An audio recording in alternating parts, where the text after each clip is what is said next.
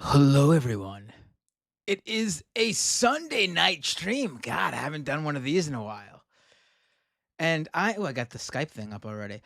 And I decided to go live tonight. It's a Sunday. As you can see, I'm wearing my soccer league team jersey. I just got back from the game that I played shortly ago. We won, by the way, 4-1. It's honestly the reason I didn't stream when it first. Well, there was a few reasons why I didn't stream right away when the announcement first came in. Biden announced that he's not going to run for reelection. So I was thinking about doing a stream, but then I would have to cut it short to go to my soccer game. But also, everyone was doing streams at the time. I saw David Dole, Rational National, did a stream. Both Sam and Emma did two separate streams for the Majority Report. I saw, everyone was doing one. So I was like, you know what? My audience is used to me doing the late night streams. I'm not gonna. This is a bonus stream, so I'm not gonna do the usual 4.5 hour stream, but it's the night stream, and I don't think anyone's doing a stream right now. So let's do a night stream, right?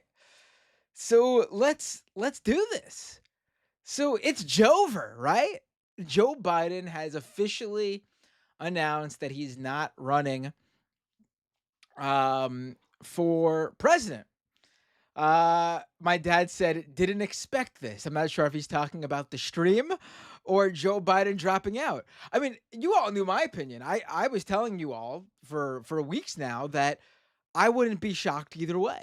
Like, I wasn't proclaiming Joe Biden was going to drop out, but the number of Democrats, establishment Democrats, party leaders that were coming out, not just anonymously, which there were a lot of not even just anonymous, but reports of Obama and so and so and so and so, but even the ones that were coming out publicly.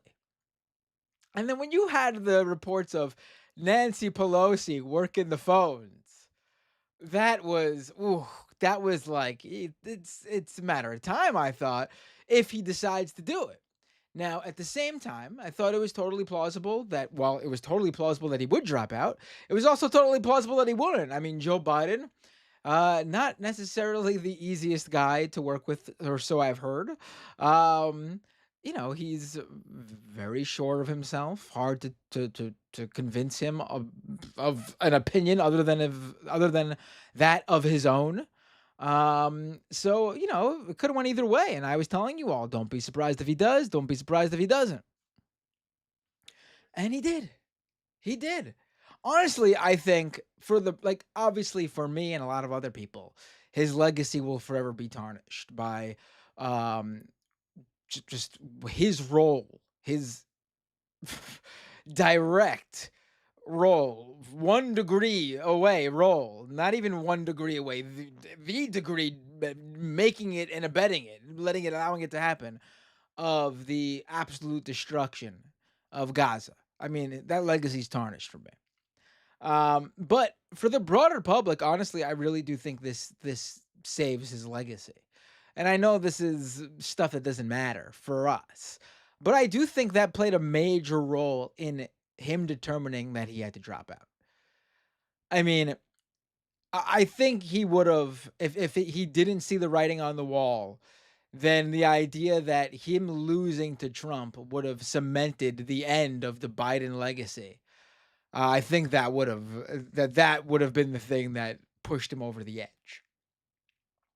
I mean, the dude gets to walk away, and the broader American public will view him as the guy who beat Donald Trump in 2020 and saved us, quote unquote, during the pandemic. I don't that's not my legacy of Joe Biden, but I do think that's how the book will be written for the vast majority of the American public. Seriously, I just how it's gonna be played out. I mean, you already see how people are saying what they're saying to Biden now that he's dropped out. The guy realized he couldn't defeat Donald Trump, so he's doing the honorable thing in stepping down and passing the torch to someone who can, which is literally anyone but Biden, but the most sensible option that, in my opinion, will be I don't want to say surefire because anything could happen. I'm not someone who, you know me. I'm realistic. I don't pretend that someone's going to do a 50 state sweep like other people. There's always a chance that Trump can win still in November 2024 this year. But with Kamala Harris, the vice president, who honestly is in a very amazing position, honestly. Put aside what you think of her. Let's just talk strategically now. Whatever you previously thought of Biden and how his 4 years went, she will be able to use the positives to her advantage and bat away the negatives. Like, this is just purely strategy. This is purely straight up strategy.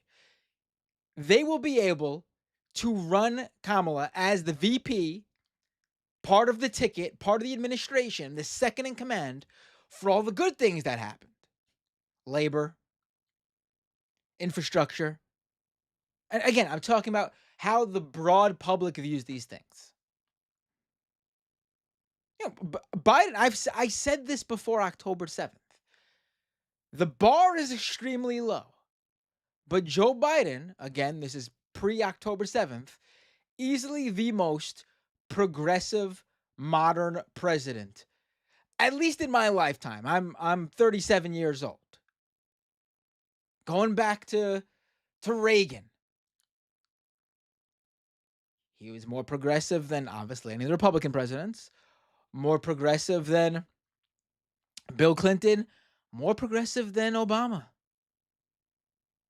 In terms of policy, his Joe Biden's legacy, again, pre-October 7th, bar extremely low still, with these addendums in mind, the most progressive president. I mean, bar is on the floor again. But that just shows you how far below that floor level bar everyone else was. And so Kamala will be able to take credit for all that stuff. She was part of that administration. Second, the VP, the vice president. But like the bad stuff, anything you don't like about how that administration went, that wasn't me. I didn't. I had my differences with Joe Biden.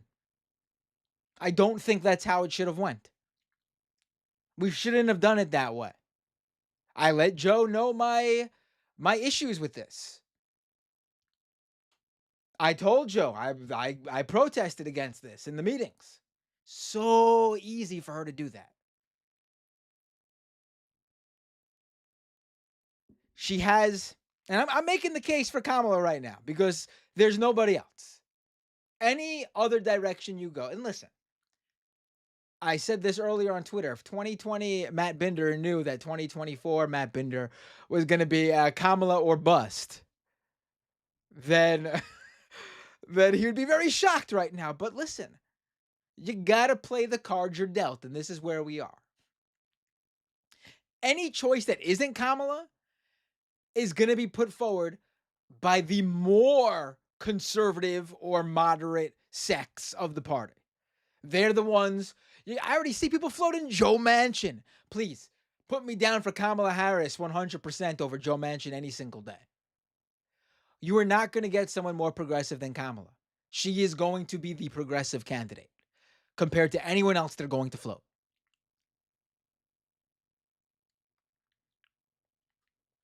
So,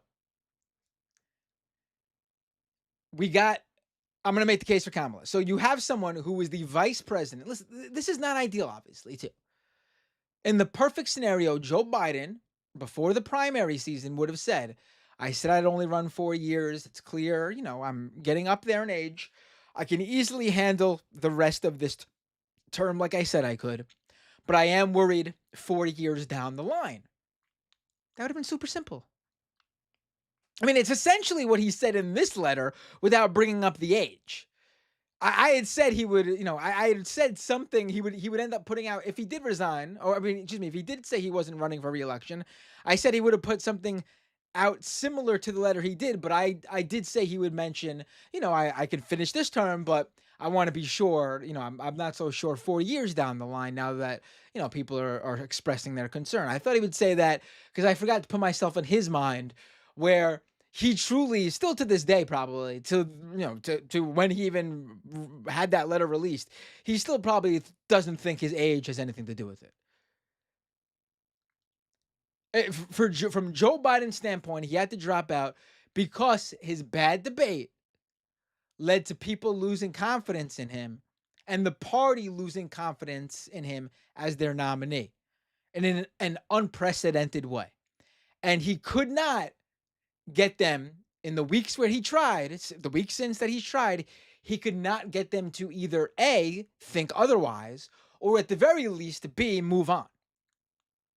And that's why he's dropping out. That's what he thinks in his mind, no doubt about it.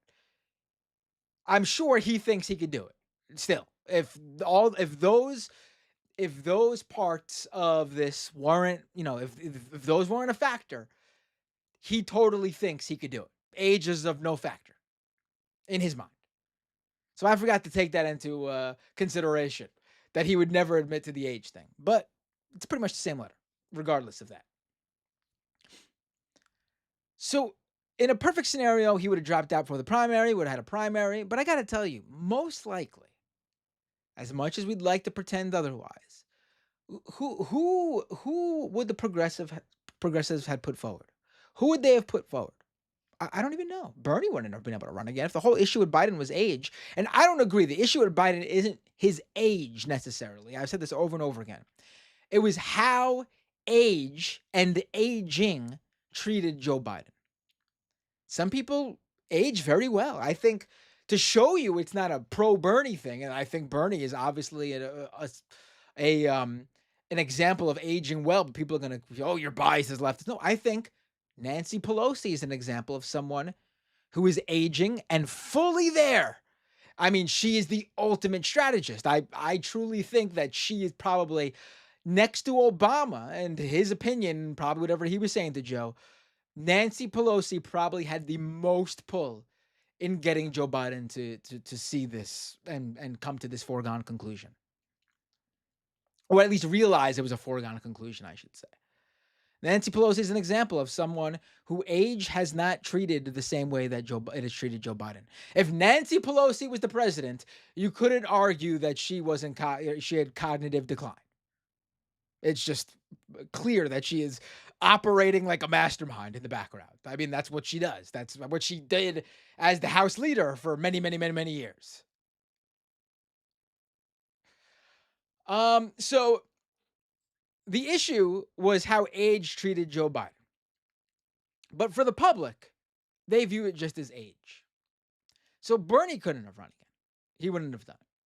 Who did the left have to run in a primary if Joe Biden? Listen, I still say obviously that would have been the way to go, just to make sure everything was clear cut and the people got to vote, and we had months more than we do now to actually run the presidential nominees campaign. But the left wouldn't have had anyone to run. It's too early for AOC or anyone else like that. I who? Um, so out of the people who would have run, you would have got a bunch of moderates, conservatives. Kamala would have probably been the most progressive, actually. As sad as it is to say, but it's true. Who we got? Pete Buttigieg? Think about. I'm trying to think of. I mean, maybe Gretchen Whitmer would have run, but there also would have been that whole thing where, do we want to be the one who runs against Joe Biden's VP? Because that will probably ruin our chances. They would have thought what fucking Ron DeSantis should have thought in advance when he ran against Trump. DeSantis is used goods now. He's lost whatever magic the GOP thought he had. He's a nobody in the party now. He's a fool. He's the fool who had the audacity to run against Donald Trump. No one would have wanted to be in that position. So Kamala probably would have won a primary if the primary played out. No, I don't think again, JB, anyone who's smart would have said, I'm not gonna run against the VP. I'm gonna wait for my opening when it's an open seat. Whether it be, God forbid, a Republican wins and then there's a primary in 4 years, or you get a two-term Democratic president and then you run when it's open after that.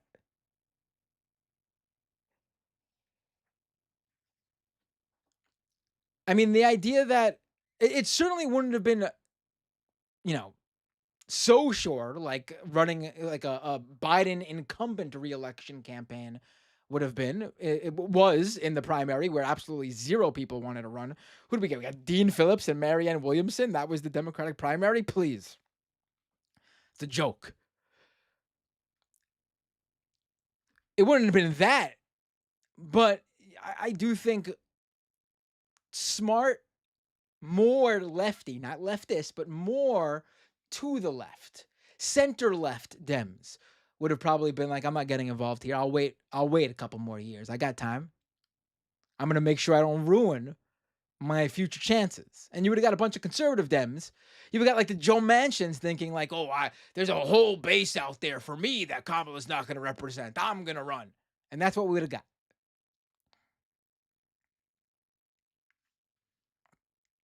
So Kamala is the obvious choice. It's just she is the vice president. She's on the ticket with Biden. So ostensibly, in the Democratic primary, you were voting for Biden Harris. You knew you were. You were voting for the ticket where if something happened to Joe Biden, and remember, a president could just resign. They don't need to get assassinated or die of a heart attack or old age or something, or suddenly. A president could just choose, I'm done, I'm out. And that's what the vice president comes in. And that's essentially what's happening here. I mean, except that on that November ballot, you would just move Harris up and put her VP pick in.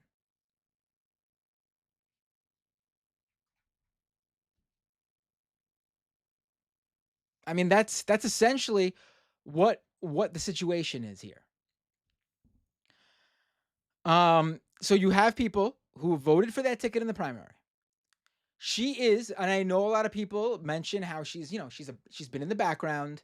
She's not like the most visible VP, but again, I think that works in her favor because she could take credit for the stuff they did that was good, and then be like, "Listen, you didn't see me because I was letting them know I did not agree with this stuff in the background easily." She could, so I think that works in her favor actually. But she is a national name. People know Kamala Harris. 81 million plus people voted for the Biden Harris ticket in November 2020. Half the country saw their name on the ballot. People know who Kamala Harris is. There's no one else who the Democrats have time to push out there with that recognition. And I know people are going to, they're senators, they're governors. Listen, sure, I'm sure the people in that state knows who their senator or governor is, but outside that state, the other 49 states probably don't know. The majority of people don't know. How many people voted in the Democratic primary? How many people voted in the 2024 Democratic primary?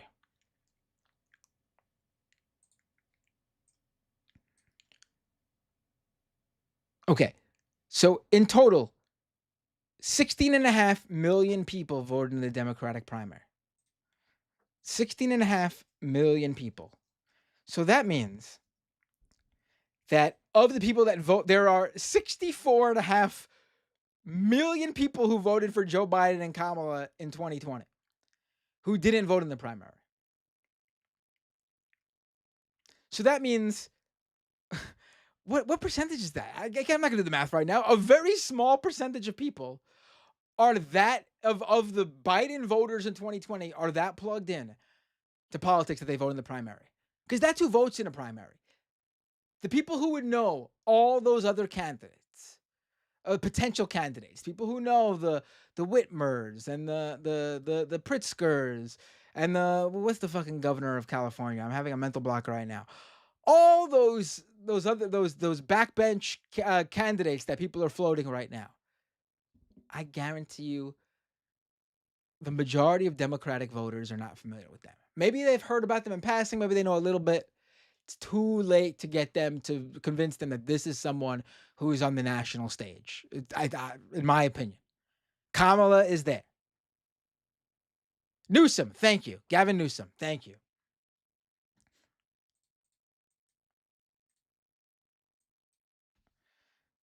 So, this is it's just all lines up for Kamala, excuse me. And Biden already endorsed her. Bill and Hillary endorsed her already, which I was surprised at. Obama didn't. Obama's doing the whole the process or whatever. Give me a break. No process. No process. To me, it is less democratic to do the convention where you get a bunch of party leaders and super delegates basically picking over we had a Democratic primary with Harris on the ticket. Seriously. It's AOC endorsed.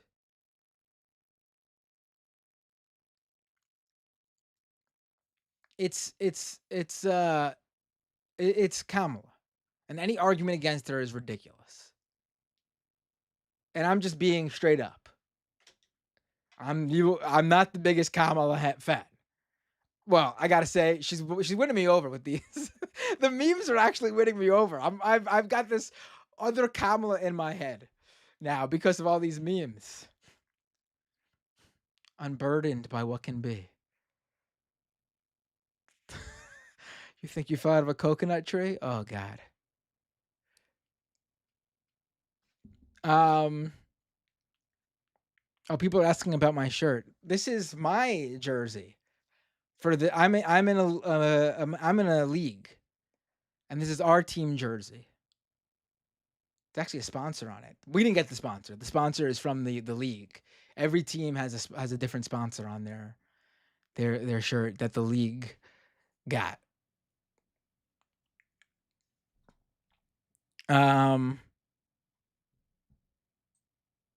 Monk with no mission says. I just said Monk with no mission says you have time for sports. I just came back from playing the game. I got back. I ate something really quick, so I wasn't like famished on the feed. So I can sit around and talk with you guys for a little bit. Maybe we'll go like 2 hours, something like that. And say goodnight to the kids who fell asleep with mom. And here I am. Didn't even change. Didn't even shower. This closet space is very stinky right now. Actually, I don't smell anything. It's just me. But yeah, so I'll be taking super chats. I'll be reading your super chats. Because I'm sure people want to say stuff. I will also be taking calls. I will be taking calls via Skype as per usual.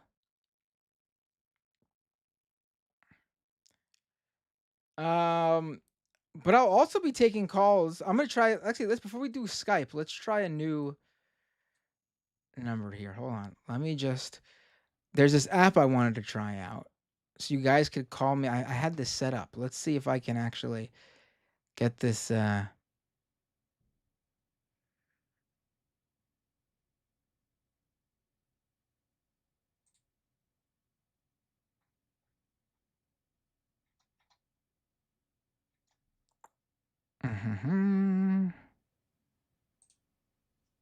Let's see.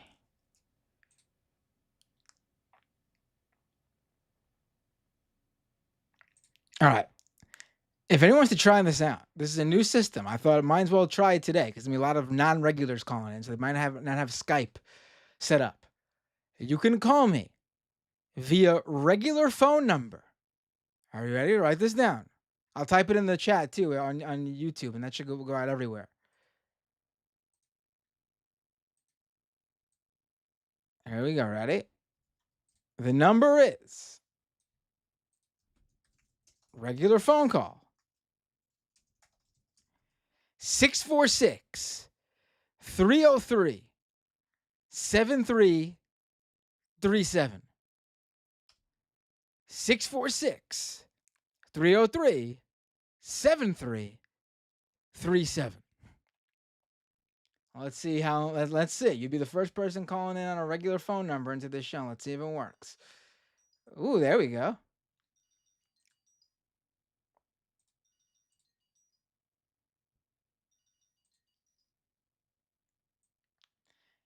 Hey, what's your name? Where are you calling from? Oh, hold on. It's not working. Hold on. Let me see if I can get this to work. Hold on. How does this happen? You could hear me, but no one can hear. No one could hear. Oh, I know what I'm doing wrong. I got it. Hold on 1 second. Now try. All right, this is Andrew from Nashville. Hey, Andrew from Nashville. How you doing? Everyone can hear you. This is working perfectly. What was it to talk about? Hey, actually, I wanted to bring up something that didn't seem to get in the news cycle. Did you hear about the Hulk Hogan African American model scandal this week? I did hear about that, where apparently a African American woman, a black woman, There's two apparently, but yes. okay, but one is coming out and talking about it. The other Yeah. woman is not. But apparently, a woman was hired to do the model work, the sponsor. What is it called? I forgot what it's called. The Promo girls, I think is what the they're promo called. girl. Yeah, promo stuff. For Hulk Hogan's new beer company, Real American Beer, because that's all the rage now with conservatives doing white label beer. Let me tell you, all they're doing is finding another company who allows you to slap your own like custom label on their beer. It's not their beer. There's no. They didn't have anything to do. It's called private label. But they are. A woman is claiming that she was hired, met Hogan, had pictures taken with him, and the next day, after the training or whatever, her agent told her they no longer needed the models. She asked, is it just me or is it everybody? The agent told her she thinks it's everybody. And then she finds out online that it's happening, even though, and all the models now are white women. Right, your stereotypical blonde white woman. Basically what Hogan's wife and daughter looks like. Yes, and we all know, just like Donald Trump, Hogan is clearly attracted to women who look like his daughter. Which I don't want to hate for that, but like the week he's speaking in RNC, where again they have a racism problem. I don't know how else to say it. Yeah, I mean, listen, I can't speak too much to this. We don't know the details about the agent, but we don't even need to use the model and the details between the deal that she had and all that. But we don't need her story because we know Hulk Hogan's racist because we have him on tape finding out his daughter is dating a black man and him using the N-word over and over again, completely angry about it. Right, and again, I'm slightly shifting back to politics.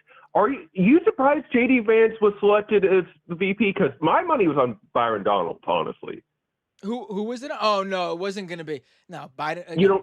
Trump was. You don't think it was? It was going to be. It was going to be. The last three choices made sense to me: Vance, Rubio, Burgum.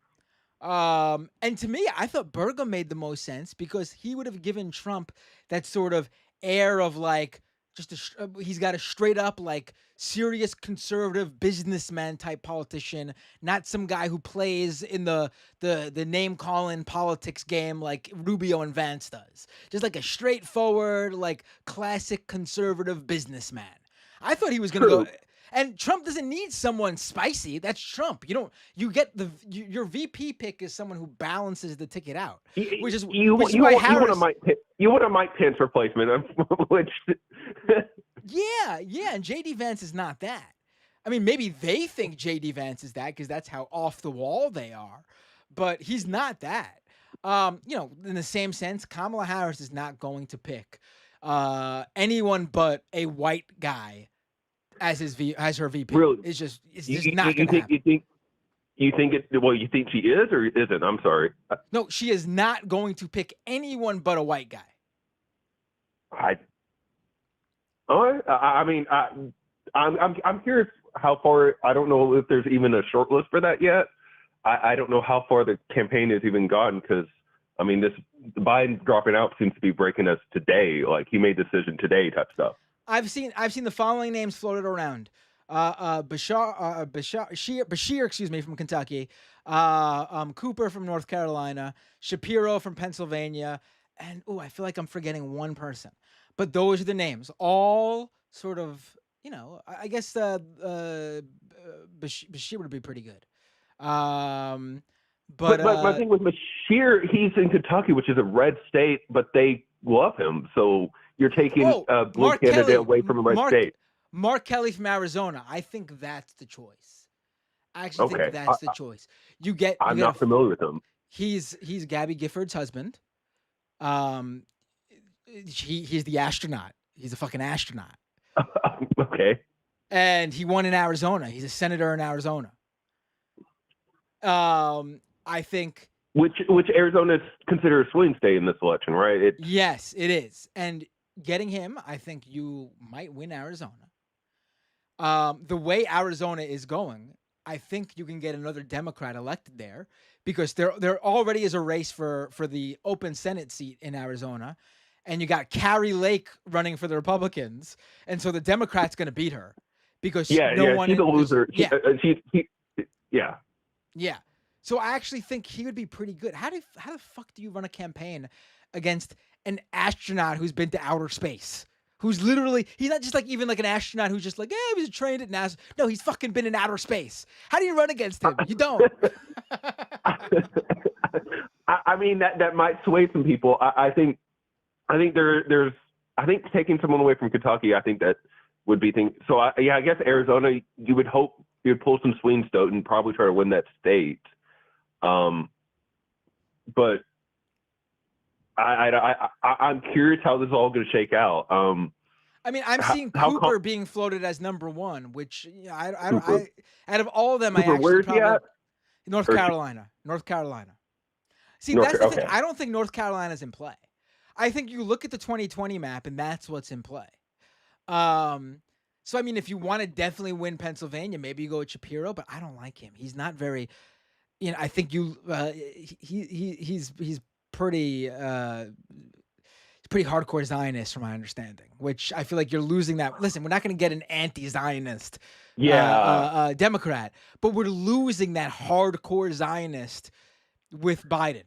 And I do think that will matter to, it's not going to be a lot of people.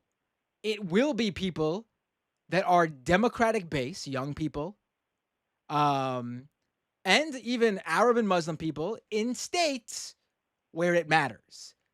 I think Kamala has been losing really Michigan. Smart I think with losing how Michigan. soft she's been on it, right. Where she's been kind of calling for a ceasefire, where Biden has been more hard on Zionist. I think that it's going to play out well. Right. Losing Michigan, I think, is a lot less likely now without Biden. I think that's like she will be able to say, I did not agree with. She doesn't have to come out and be, she doesn't have to come out and be like, I endorse Hamas. She doesn't have to say that. But I mean, they're going to she run could just for simply it. say, she could just simply say, what has happened there is too much. There needs to be a ceasefire. It's been too far. There needs to be a ceasefire. She's probably not going to say that. There needs to be a ceasefire. It's something that Joe Biden hasn't even harped on. Right. That's enough. Joe Biden has a agenda or a plan for a ceasefire that he's trying to implement. Isn't Netanyahu speaking next week? Yeah. I mean, I think was it next week at Congress, or maybe because I know there's also Biden apparently didn't want to drop out before that happened. I don't even remember now, honestly. This last 7 days news cycle is crazy. Right. The fun thing about this is like we can do a stream today and talk about the Biden stuff because there's so much out there we can talk about. Like I didn't do an emergency stream when Trump got shot. Well, I wasn't around to do it. I was at a family's house for my son's birthday. But if I was home, I would probably wouldn't have done a stream either because there was fucking we knew nothing. You know what I mean? Like this is breaking news we Yeah, can talk about. You know what I I think mean? someone in your chat just said Netanyahu is speaking Wednesday. So Wednesday, okay. It wouldn't surprise me if he feels like he could just fucking endorse Donald Trump now, which would be really good actually. I hope he does. That would be great. I get. I mean, there is the Zionist Democrat base. No, I mean, listen, there are yes, but not fans of Netanyahu. I think Yeah. Netanyahu Okay. is Fair. pretty Yeah. roundly seen. I think if you're a Zionist Democrat at this point, you're one of those people who would be out if you were in Israel right now. You'd be one of those people out there saying it's time. It's time for Netanyahu to go. Right. Yeah. You can't. It's hard to look at the situation and be like, "There's how many deaths and all this chaos." Where And you got no hostages to show for it. right. Well, I guess then I'll turn it to two other questions. Do you think the debate with Trump actually happened? What? Are you still? I'm sorry. Say it one more time. I hear you. I don't know if you cut out or I didn't. Yeah, I don't know if you're cutting out right. Do you think the debate with Donald Trump actually happens with Kamala and? I saw reports in Politico that Republicans, again, you have to take these with a grain of salt. Things are moving fast. Someone could have overheard something that could have just been, spoke. Things are flying all over the place.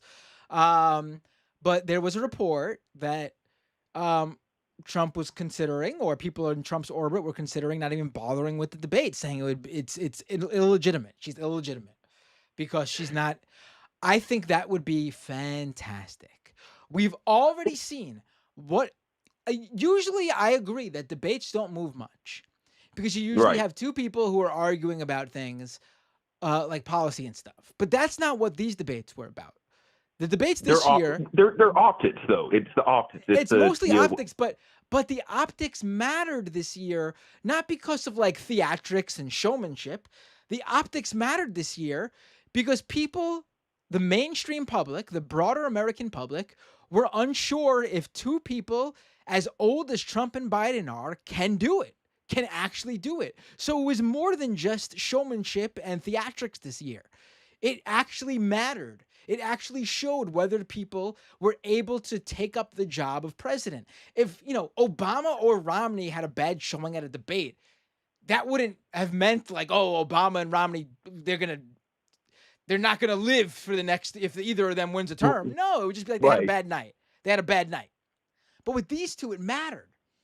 And so we saw what a bad debate for Biden meant. It meant people thought he couldn't do it. And it wasn't just a bad debate. He clearly doesn't. Whatever you think about Biden, the guy is not where he used to be. And it wasn't a bad night.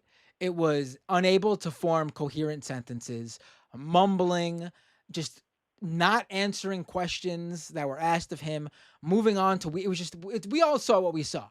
It was not good. Right. And this is a guy that is doing the job, and you have to wonder, okay, we don't want him to have a bad night when there's an actual chaos going on. Like, right. And this was important because people were wondering if he could do it. People were unsure if Joe Biden had the ability to run for president at the age of, 81 he is now? And he needed to show them he could. All he had to do, he could have actually just repeated the same talking points over and over again. He could have just constantly brought things back to abortion, brought things back to January 6th, brought things back to saving democracy because of Project 2025. Oh, for every question, that would have been fine if he spoke coherently and strongly and loudly and just looked alive. But he did not pass that bar.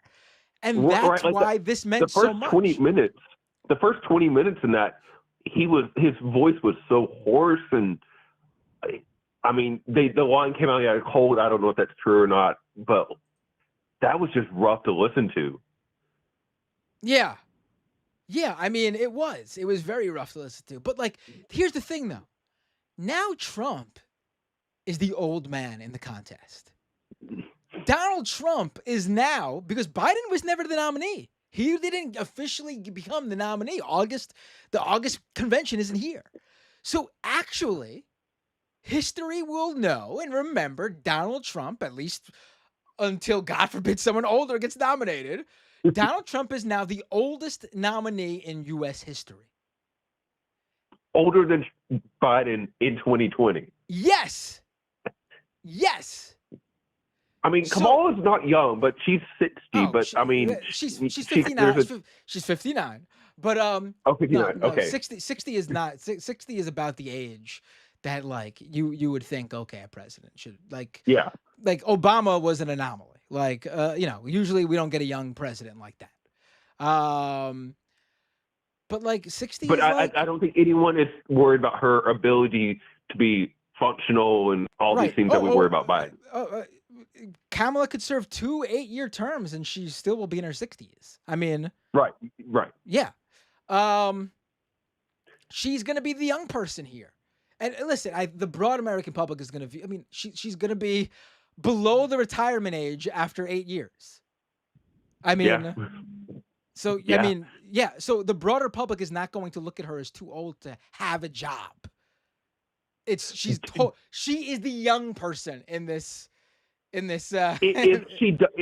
the debate happens, do you think she does a good job? Because I'm. Oh, she was It's a been a minute since I've seen prosecutor. her debate. She will be able to argue. She's not the great. She's a prosecutor. She probably was not good against other Dems because what is she prosecuting there? People who sort of agree with her on most things. True. Are against Donald Trump and actual. I don't agree with this framing because I think actual felons should be able to run for president. I don't think that should be disqualifying. but I think the broader public does not think that. And she will be a prosecutor debating a felon? I mean, right. Well, right, and it's one-on-one against someone that is a known liar, rapist, whatever you want to, he's a felon himself. Yes. You frame it in that light, and it's one-on-one versus where the Democrat debates were like, what was it, 6, 7 candidates? I forget, 2020. Yeah. Yeah. I mean,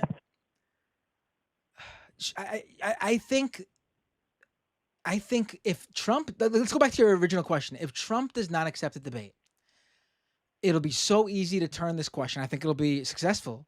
It'll be so easy to turn this into, can he not do it? Can he not? Why won't he debate me?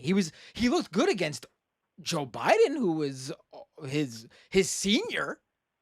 But is he afraid of Kamala because he doesn't think he could do the job when compared to someone over a decade younger than him? Right, and if he does, I wish we had. I mean, 2 decades younger than him. 2 decades younger than him. They got to really harp on that. I'm sorry. 2 decades younger than him, pretty much. Right. Yeah. she could literally have be his child, right? I mean. Yeah. Like. I mean, anyway. I mean, literally. Knowing him, I mean, my children could be the age of his children.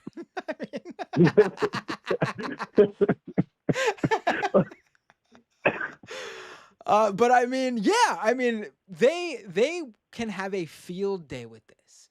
And what you're seeing is Republicans right now, they knew this could happen. They knew this, so that they had some time to do a little bit of dig in, some Oppo research, and they're throwing shit out there right now. What we got so far is a compilation of him doing the whole what can be unburdened by what has been, which is clearly like a catchphrase of hers. She likes it. She says it in a lot of speeches. It's not a gotcha to point out she says this a lot. I mean, we could do the same fucking thing with Trump, calling her a crooked Hillary or sleepy Joe Biden. People have phrases. People have phrases they go to. They got her laugh. She's one of those people. It's a little bit. I actually feel a little bit. It's a little weird. I sort of do that same thing though, where I don't like silence. So if I say something on the stream, or someone else says something and that's funny, and there's no noise, like there's silence, I let out a little Let's insert some sort of interaction here. I do like, like I do a laughter. I do like a laugh. She clearly is that same person. She does that when she says something and she'll laugh after it because she doesn't But like that again, awkward silence.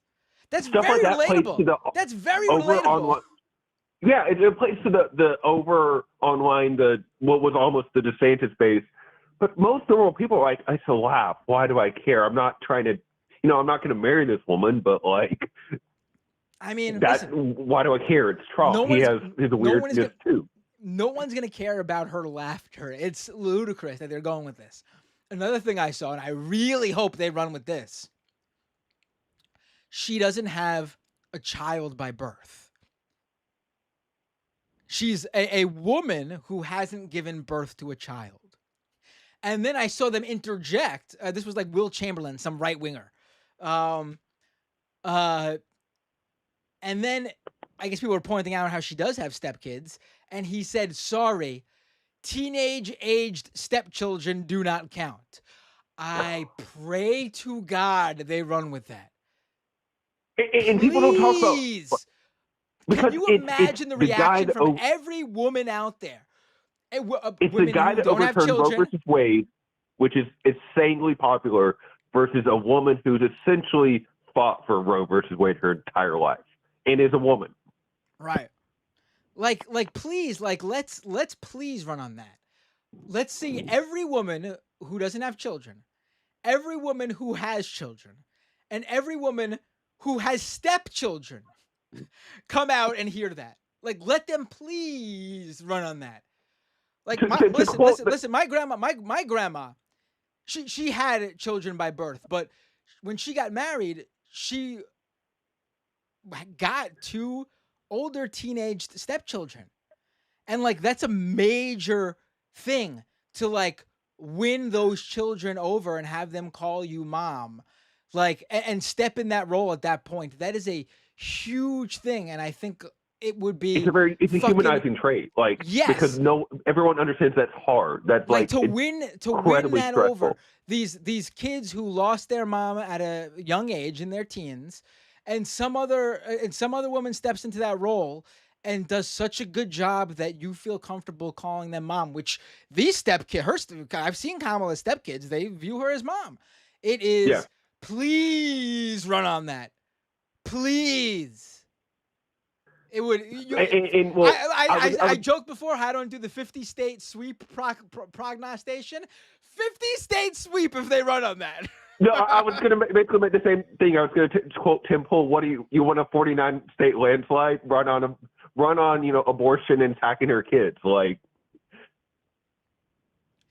I it see would people be. joking about. She could literally, if they go with that, the Mamala who stepped up.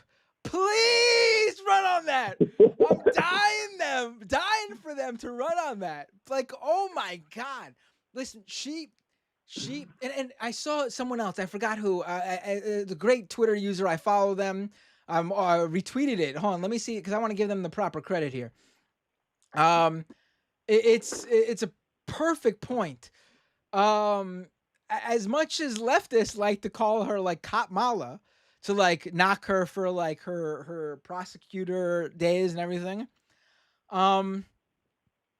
for the mainstream American public, that's like something they're gonna like about her.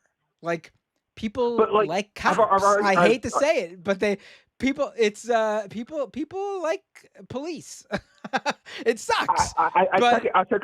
Yeah, I checked out R Class Conservative, and like I already seen there's a meme. I think it's from 2020. It was apparently all the African American men that she had overstay their police sentence. And I'm like, but I thought y'all guys like cops and people being in jail. Like, right, like they don't have anything on her. And then the cherry on top is that there's a fucking a picture of a check out there from 2011. yeah. Donald J. Trump donated $5,000 to her 2011 campaign. I No, think I for thought it was attorney general. 2014. No, I Or think it's 20, was it 2011? I thought it was maybe. 2014. But he donated to Well, her campaign. anyways, yes, I saw the check. Yeah, that's insane. I mean, she is the perfect person for right now. Listen, and it complete. I was someone who I vote strategically, but I would say, but I say I'm in New York, so I don't have to. And for the first time in my life, I did not feel comfortable putting aside things. In this case, Biden and Palestine and Gaza, and I would not. I was not going to vote for Biden. I don't have that right now with Kamala. I don't. I would feel fine voting for her in New York, even in New York. And I'm going to Yeah, assume there's a lot of people in states that it did matter that are going to feel that way. If that was an issue, or other things involving Biden were an issue, his age, for example, like the I, horizon has been broadened so much right now. yeah, I was very much. I was going to vote for Biden if he was on the ticket, but for the people saying, "Oh, his age is not an issue," I'm like, it's going to be. It was going to be an issue to the wider base because his debate was horrible. He's 80. Most people, they're 80. Most people don't live to be 80. Like, Yeah, I mean, we don't know what's gonna happen. We don't like they could just easily listen. Joe Biden realized he was too old. Joe Biden knew the possible potential consequences of what would have happened if he was in his mid 80s as president of the United States. Like, just like, are we gonna deal with those same consequences if Donald Trump won and was in his 80s too? Do we want to see what could happen? Do we want to put this country into chaos and turmoil if the president of the United States was to drop dead? We don't want to do that. Joe Biden right? knew what the consequences could be. I'm saying what they could run on here. Joe Biden knew what the potential consequences would have been, and he did the honorable thing and said, "No, I can't do this to the United States of America and the American people." And he did the honorable thing and dropped out for someone younger. We can't put the country and what could possibly happen. We must be burdened by what can be with Donald Trump as the president of the United States. I I mean, do think it's the best. As mad as the Republicans are getting, I think it was the right choice. Let's put it that way. yeah, I mean, Because they're mad. because they got nothing. They were gonna just coast on. You saw Trump walking around since the debate. You saw all the things he was doing. This dude was acting like he was already the fucking president. He was already reaching out to people, trying to consolidate, like doing the Robert Kennedy call, working out, already doing the calls with foreign leaders and stuff. The dude was acting like it was a foregone conclusion that it's over. He's going to be the next president of the United States. Now, obviously, that could still happen. I'm not saying this is done, but that is a lot less likely to happen now. They don't have the Yeah, same I think. campaign ready to run against Kamala that they do against Biden. They are And, grasping at straws right now. and again, Kamala, even though she's part of the administration, she's different. She's changed. She's not the same old, same old. Which I think right now in the world, you look at what was it, France and was it France and UK? They're flip flopping. They were going from who they used. They're electing new leaders because they want change. Yeah, I mean, yeah. Well, great call. Thanks a lot. Let me. I just want to try to get some other people, but I really appreciate it. You're the first Okay, person to yeah, use appreciate it. to use Thanks this for new taking me. calling system. So thanks for calling in. All right, bye. Bye. All right. Once again, that number is 646 303 7337. 646 303 7337.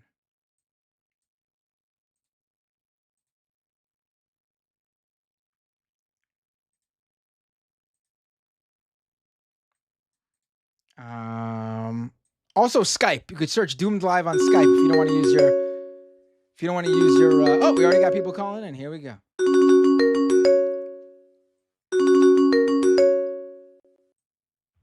Hey, what's your name? Where are you calling from? Hi, can you hear me? I can hear you. This is Eric from Michigan. Hey, Eric from Michigan. What would you like to talk about? Oh, I have just maybe a quick point. And it's basically just, I'm thinking back to the whole Build Back Better fiasco of a couple of years ago. And there were a lot of, I think, at least I remember a lot of online commenters back in the day who said, Manchin is standing in the way of this bill. What can the Democrats do? He's, refusing to go along with the Democratic agenda. And it just, now, 2 years later, we see the sort of Democratic apparatus fall upon Joe Biden's head. And it's like, well, if they had wanted to do this back in the day, why didn't they, come down upon Joe Manchin in the same way that they came down upon Biden in the last couple of weeks? And just one additional point is, I Well, think it's because the difference is that they actually could do this to Biden. Like they were in a position where Manchin was a Democrat in West Virginia. He actually had that power over them. Where if not Manchin, you ain't gonna get someone else. Like there's not gonna be another Democrat from West Virginia anytime soon. That was Joe Manchin. So he had that ability with them. Sort of a different power dynamic there. As odd as it was in those fights, Joe Manchin had more power than the president of the United States. Yeah. yeah, I mean, I don't know. I guess that it could be the case. It just feels, I think at least as far as I'm aware, Manchin, he's not running for re-election. And he did. I don't remember if he specifically, but there was talk that he might switch party if people kept calling him mean names and stuff like that. So it could be the case, but I don't know. At least for me, it feels like we didn't see the Democrats really rally behind the key legislation as much as they did behind getting rid of Biden. And I think, at least in my opinion, the reason is because it's like AOC said, who was asking for this? It was the donor class who they're ultimately more responsive to than a lot of the more important parts of the Build Back Better. The child tax credits being one that gets mentioned a lot, but a lot of climate stuff too, obviously. But Right. I mean that's really all I had to say. That's the only thing I wanted to bring up. So that's pretty much it. Oh no, great call. Thanks a lot. Appreciate it. All right. Thanks. Bye. All right. Oh, we got more people calling in or 646-303-7337. Unfortunately, there's no like call-in system.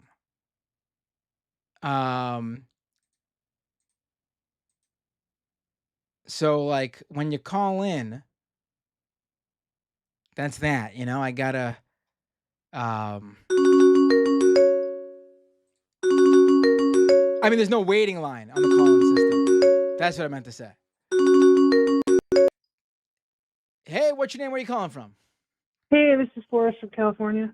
Hey, Forrest from California. A regular Skype caller trying out the new phone system. Yeah, it's nice. So what'd you like to talk about, Forrest?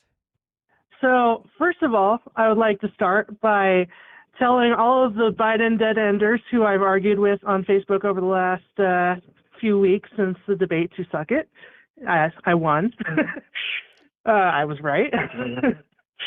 But anyway, joking aside, I just think that there is no right answer for the Republicans in terms of like how they run against Kamala Harris, because their base demands a certain like style that really puts off the normie people, normie voters. And like you can't go like super racist, you can't go super sexist, and like there's a limit to how religious you can go. And I think for all three of those things, like the demand of the base is that they have to go hard on those kinds of things with Kamala, and you can't do that in an election and win.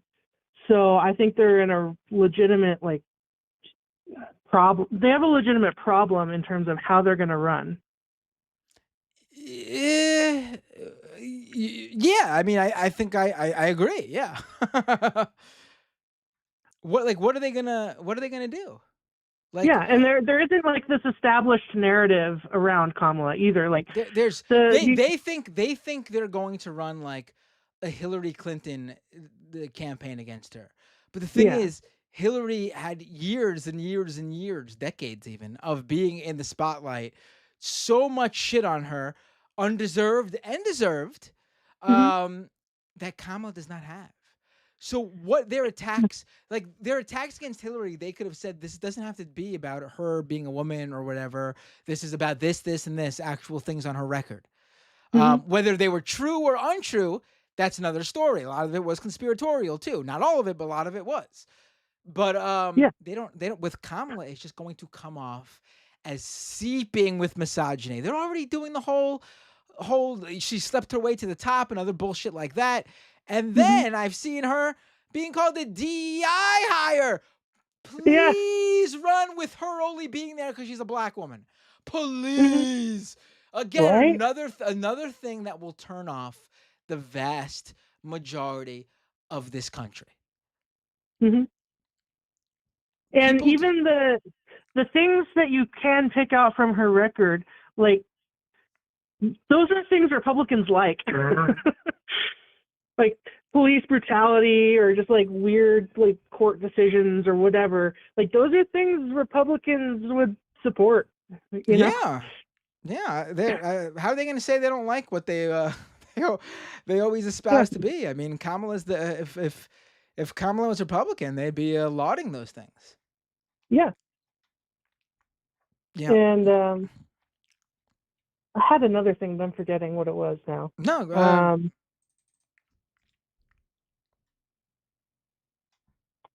Yeah, no, if I you, lost it's it. all right. No, it's a good call. Good call. I appreciate the call. Yeah. Have a good day. You too. All right, let's go back to the phone. 646-25. Oh, whoa! I almost did I almost did the majority report number. 646-303-7337. I actually think this is an easy number to remember, but I just got to get it in my head like I have the majority report number in my head. 646-303-7337. I wish there was a waiting line. That'd be great. I wonder if there is in the system.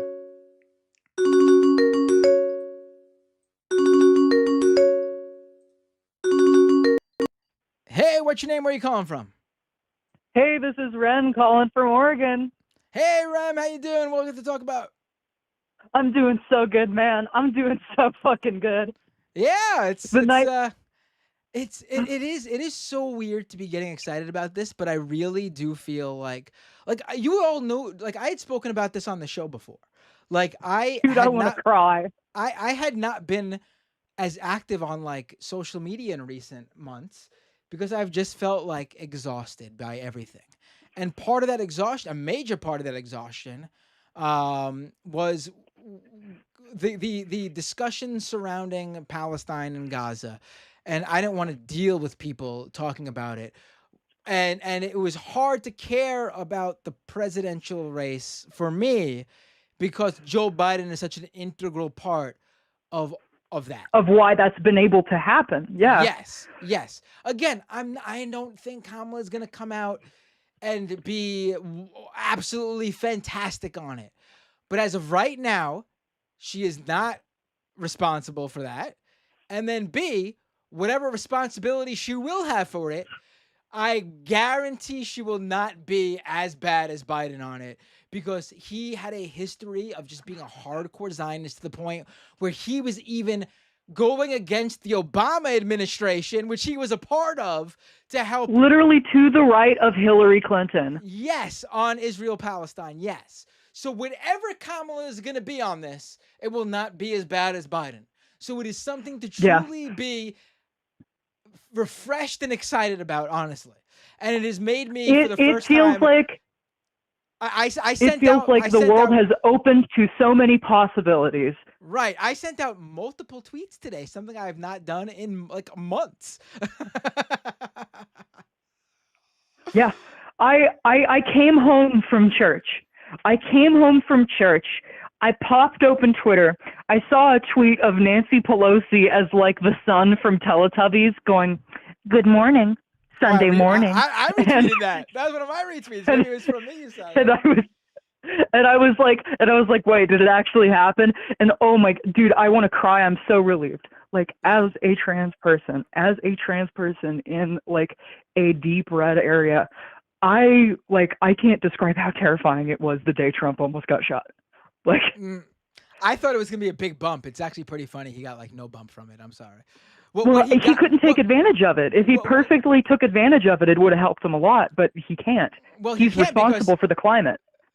That and the fact that the guy was a gun loving, like to the point where wearing a literal gun YouTuber T-shirt, gun loving registered Republican. I mean, what are you doing with that? What are you doing with that? Like the only way you can try to spin that is do the conspiracy theorist. Oh, it was put there by the CIA, and it's like, shut the fuck up. The average person does not care about that. Like if this guy was wearing a BLM shirt, or was like dressed like what they think a what they think of a stereotypical Antifa person dresses like, they would have used this to their advantage so much more than they are. On top of that, though, like on top of all that, like the only thing they got were the people who didn't want to who were too scared to publicly come out for Trump and were just gonna like quietly vote for him. They just got those people openly like endorsing Trump, and those people are some of the most unlikable people on earth. Like Elon Musk decided that he was going to come out and endorse Trump publicly directly as a result of the shooting. That's fantastic. Please. They can't help themselves.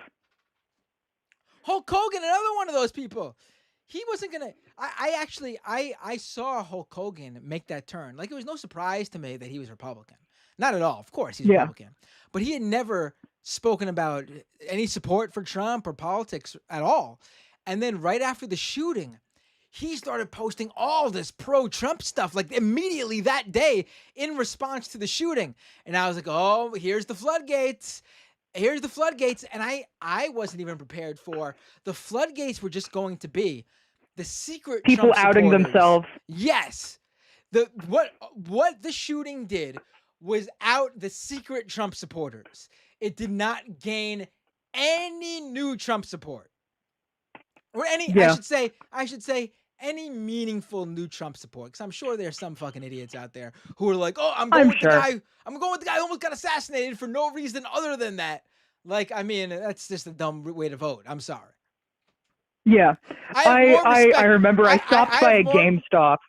I was gonna say I have more respect for the hardcore MAGA true blue, like the true deep red MAGA red wave folks, than I do someone who sees the president get shot and is like, oh, that's it. That's what I want. That's what I want for president. Yeah. I went to this GameStop like the day that he got shot, and I was talking to the clerk, and I was like, oh, yeah, I got to do X, Y, Z, gonna run back to the house. And then, he was just like, well, they pretty much just have to give you what you want if they shoot you. And I'm just like, I was like, I don't think it works like that, dude. Like, I don't. Right. Yeah. Oh, God. But was there anything else you wanted to say? Because I think I cut you off at some point. What did you want to? Is this what you wanted to talk about? I guess. God, fuck. I don't know. It's just a big relief because, like, as a trans person, like, it is so scary, the climate in the country right now. And I had been in just such a, like, pit of despair, honestly, since, like, early January about, God, Biden is going to cost us everything. Like, I'm already helping my trans friends relocate. I'm just going to have to do that more. Things are going to get so bad. Well, and now I'm just like, I just want to, I want to stress it's not over. Obviously, yeah, there's no Trump can still win, but yes, there's definitely the ball game's back on. We're not, it's not going to end early due to a shutout. Yeah, it feels so good to not have to spend all of my mental energy thinking about this now. I'm going to drop off. Thanks for taking the call. A lot easier, honestly, for me to come out and be like, vote for Kamala Harris than it would have been to say vote for Joe Biden. 10 million times easier. It took me from being somebody who wasn't going to vote for the Democratic nominee to voting for Harris. Yeah, I think. Yeah, take care. Have a great night. All right, let's. I can take a few more calls. We'll stick around for just a little bit longer. Why not? Right? You're having fun. I'm having fun. A lot of people watching. Oh, I want to thank really quick. Riverboat Jack. Thank you so much for the. Oh wait, Riverboat Jack. Thank you so much for the raid over on Twitch. All right, let's grab this next call. All right, hold on. Bear with me. Hold on.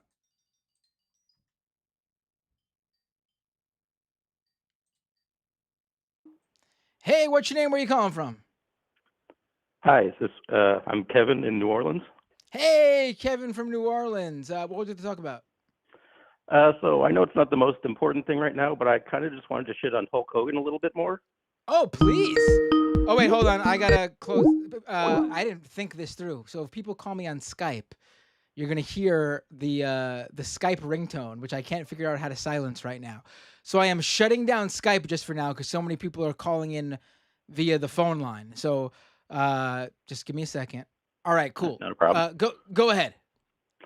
So the main thing I just want to bring up is how most people don't realize that there is a second, less famous recording of Hogan that is just as racist, where he is talking with his son soon after he was imprisoned for paralyzing, or I don't remember exactly, one of his friends in a drunk driving incident. And basically, there's recordings of him talking to him. And basically, I'll go to the exact quote here. He talks to his son about how he feels they both have a vibe of they're going to live forever. And you know that God gave you this vibe and this energy that you and I are going to live forever, bro, he said. I just hope that we don't come back as a couple. I don't want to say it's Blizak Gazais. You know what I'm saying? Brutal, Nick said, responded after they both laughed. So I don't know if you can quite figure out his amazing Carney code there. But Wow, that he was just his can't main help concern himself. while he was in prison. Yeah. I mean, there's so many, Hogan is one of those people where, like, even if you've looked into him so much, there is so much more and it's always worse. And this is the person they bring up, like, 10 minutes before Donald Trump at the Republican National Convention. I mean, the funny thing is, like, he actually was, he had the actual best speech of the night because, you know, he's still a pro wrestler and they'll always be able to cut a good pro wrestler will be able to cut a promo. Well, And that was Hogan's bread and butter. That was Hogan's bread and butter. My one thing with that is, why was the ripping the shirt not his closer? He kept talking for like 5 minutes after that. That's true. And some of it was on repeat. Some of it was repeated too. Not his best promo, but easily the best promo of the night. Anyways, I just wanted to bring that up because I hate Hulk Hogan. I did not recall that, so I thank you. I appreciate that. And if you want to look into it, it's kind of hard to find because of the other tapes making up most of the search engines. So I recommend searching the term Blizak Gazais with a dash. Oh my god. Also, I gotta say, it's the only way to find it. It's becoming clear due to the vast number of people who are wrestling fans who call into this show that I need to obviously restart my wrestling YouTube channel. I mean, this is this is great, but also, what am I doing not restarting it already? All right, thanks for the call. Really appreciate it. Yeah, thanks. Bye. All right, let's go right back to the phones. Hey, what's your name? Where are you calling from? Well, everybody knows me as AC. AC? Anti-corporatist. Oh, hey, how you doing, AC? I called before, like a long time ago. Oh man, there's so much to talk about. What a freaking day. Yeah, it's like you can breathe easier. You know what I mean? I mean, we're still not out of the woods. I don't know if you guys saw it, but there was a thing on PBS the other day, and basically, okay, so I know all of y'all are younger, but in 2004, John Kerry looked like he was going to he was going to beat Bush. And then they came through with this brutal ad campaign, which was totally astroturfed. It was the Swiss Boat Veterans for Truth. And they all said that he was lying about his war experience. Oh, I remember this. Stuff. I remember this. I mean, okay. Yeah, totally sunk him. Anyway, so the Republicans hired that dude to come after Biden. And they also hired this lady who, basically her claim to fame is, remember how Florida used to be a purple state and it's now a red state? A lot of Yeah. people are saying that she had a lot to do with that. It's this little 7-minute blurb on PBS. I highly recommend it. I'll put it in your Discord or something. But Uh, anyway, so those guys have just been smearing Biden, and it looks like they kind of outdid themselves. You know, they were a yeah. little bit too effective, but Right. I mean, those guys are still scary N- operatives that are No, I still honestly, on I the think Trump team. honestly though, I think that I don't think the Republicans did much to this. I think this was totally the Democratic Party, the leaders of the party, along with the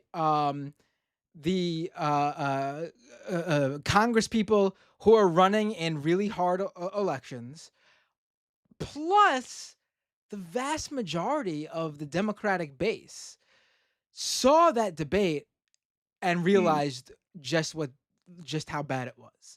I Oh, I mean, really the vast majority of us haven't wanted him for, we wanted Bernie, Yeah, no, but you I know? think no, but I think I Yeah, think that was a huge yeah. wake up call to everybody. Like, listen, Hmm. I knew he wasn't great. I knew he was going. Right.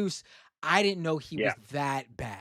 The writing was on the wall, and he The needed to have a great debate performance, and he right, couldn't have choked harder, you know? right. And Yeah. I don't think anybody actually knew he was that bad. Looking back at it, like his aides, like the Biden specific aides, did a Hmm. really good job. Like, really, if you knowing what we know now, go back and look at how little we've seen of him Okay. before that So debate. And actually, like, so I'm not generally a conspiracy theorist, but I do have a little pet conspiracy. Will you indulge me for a second? sure, sure. Okay, so one of the things the Biden team was really bad about is getting out holdovers from the Trump campaign, holdovers from the Trump administration. Like oh God, Louis DeJoy, who's the head of the Postal Service, Which and is absolutely ridiculous. He still is, but yes, yes, and so other things like that. Jerome Powell at the FCC, the Fed. Who's basically like if the Fed would lower rates a little bit, we wouldn't have our inflation would be flatlined and there wouldn't be any argument. People would have been like, "What? Biden loves the guy," But right, so right. anyway, so don't get me wrong, he hasn't looked great since the debate. Um, but the debate was like really, really, really bad. And I wonder if one of those Secret Service holdovers, because you remember how I don't know if you remember reporting, but there were a bunch of the guys in the Secret Service that were just loved Trump. They Yeah, were just like, oh my God, this guy's amazing. Because apparently, he's really interpersonally charming. If you which spend a lot of time oh around the guy, yeah, yeah. he seems like someone who, like, if you are in his orbit and you were somebody, he Hmm. obviously doesn't care about the peons in his orbit, but if you were someone in Hmm. his orbit and is a somebody, he will think in his head like, what can you do for me? So I want to Hmm. be someone that you like. You know what I mean? Hmm. Yeah, but I mean, he's also kind of nice to the kind of little people. You know what I mean? Mm, But mm, maybe I don't know. I'm just saying there are a lot of guys in the Secret I've heard Service that are like, differently oh from my people. God, this guy's great. I've heard differently from Yeah, people no, who've like I mean, I actually could served him in definitely see that restaurants. going Yeah, the other way yeah, too. Yeah. Oh yeah. You wouldn't want to be his waiter in a restaurant. Fuck that. yeah, yeah. Anyway, but I mean, how hard would it be for one of those guys to slip him an edible or put a little tincture in his drink? Because you know what, he seemed fucking stoned, and I saw right after the debate, he was making performance. Now, granted, with the teleprompter and whatnot, but he looked like a different cat. You know what I'm saying? Now that probably didn't happen, and it's water over the dam at this point. But I don't know. It's kind of fun to think about. Yeah, yeah. I Neither mean, here nor there. I think more. What the case is more likely is like his aides Yeah, knew what was going. His aides knew yeah. what was going. His aides knew what was going on. They Someone saw knew. in their daily Hmm. Yeah. dealings with him that Yep. something was going on, and they were just like, I would not be it's surprised at all to find out he has Parkinson's, man. yeah. I mean, apparently there are reports of a leading Parkinson's Yep. doctor checking on him and Yep. stuff. Whether Yeah, and they came back and said that yes, he's a Parkinson's doctor, but he's also just a general neurologist, and that was part of the workup and whatnot. But of course, they were going to spin that anyway they could. And it'll be interesting to see what comes out now that he's out. You know what I mean? yeah. Yeah. But You know, I mean, Kamala is going to be a better candidate. I got to tell you, I grew up in I mainly grew up in the Bay Area, so I was a constituent of Kamala's in every post that she had. As a matter of fact, when she was, what was it, the Attorney General of San Francisco? California. Yeah. Yeah. Well, she was AG of California, but before that, she was Attorney General, the not the public defender, the prosecutor for San Francisco. Anyway, Okay. Yeah. and so I mean, you know, you've seen this stuff. There's plenty of, you know, she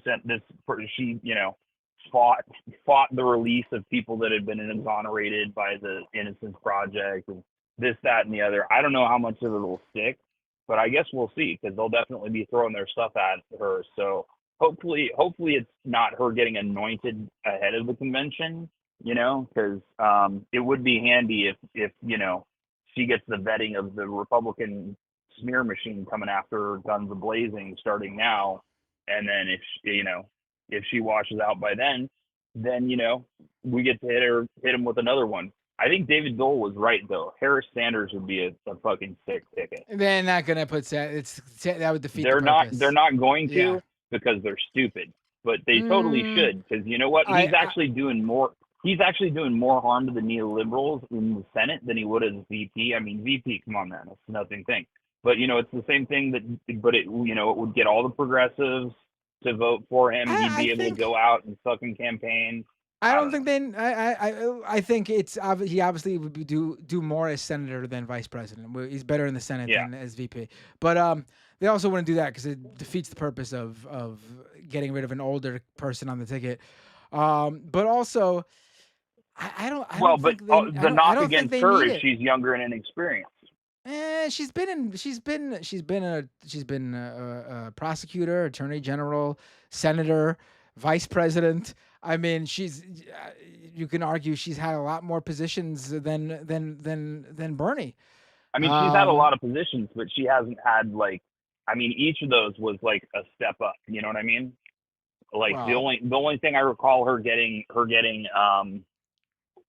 reelected for was AG, and then didn't she get appointed to the Senate? I think she got appointed to fill a spot in the Senate, if I recall correctly. I don't remember honestly, but I think they don't. Some appointed. I don't think they need to worry about experience when you got someone who is a former, prosecutor and attorney general. I think that's experience enough, honestly. I mean, we will see. We will see. Yeah, I don't think there's anyone that's gonna hit her. I don't think there's anyone that's gonna hit her on the experience thing. Honestly, I really don't. I think, especially against Trump. Yeah, he was president before, but please. That's his entire experience is those 4 years. That's it. Yeah. No, I got you. Okay, and well, I'll free up the line for other people. She was in the office with Biden for those same 4 years. So I mean, he doesn't have it over her, you know? Yeah. No, I hear you. I mean, definitely, you know, amongst the two, she's my choice by a country mile. But I mean, you know, I'd choose a head of lettuce over Trump. So, you know. Yeah, I hear you. All right, thanks for the call. Great call. Yep. Talk to you later. Bye. Bye. All right, let's go back to the phones. Hey, what's your name? Where are you calling from? Hey, this is Patrick from Brooklyn. Hey, Patrick from Brooklyn. Oh, far away from me over in Brooklyn. Wow. Yeah. I'm in Queens, by the way. How you doing? What did they talk about? I'm good. I feel like I should correct the last caller. Harris did win an election for Senate, just first off.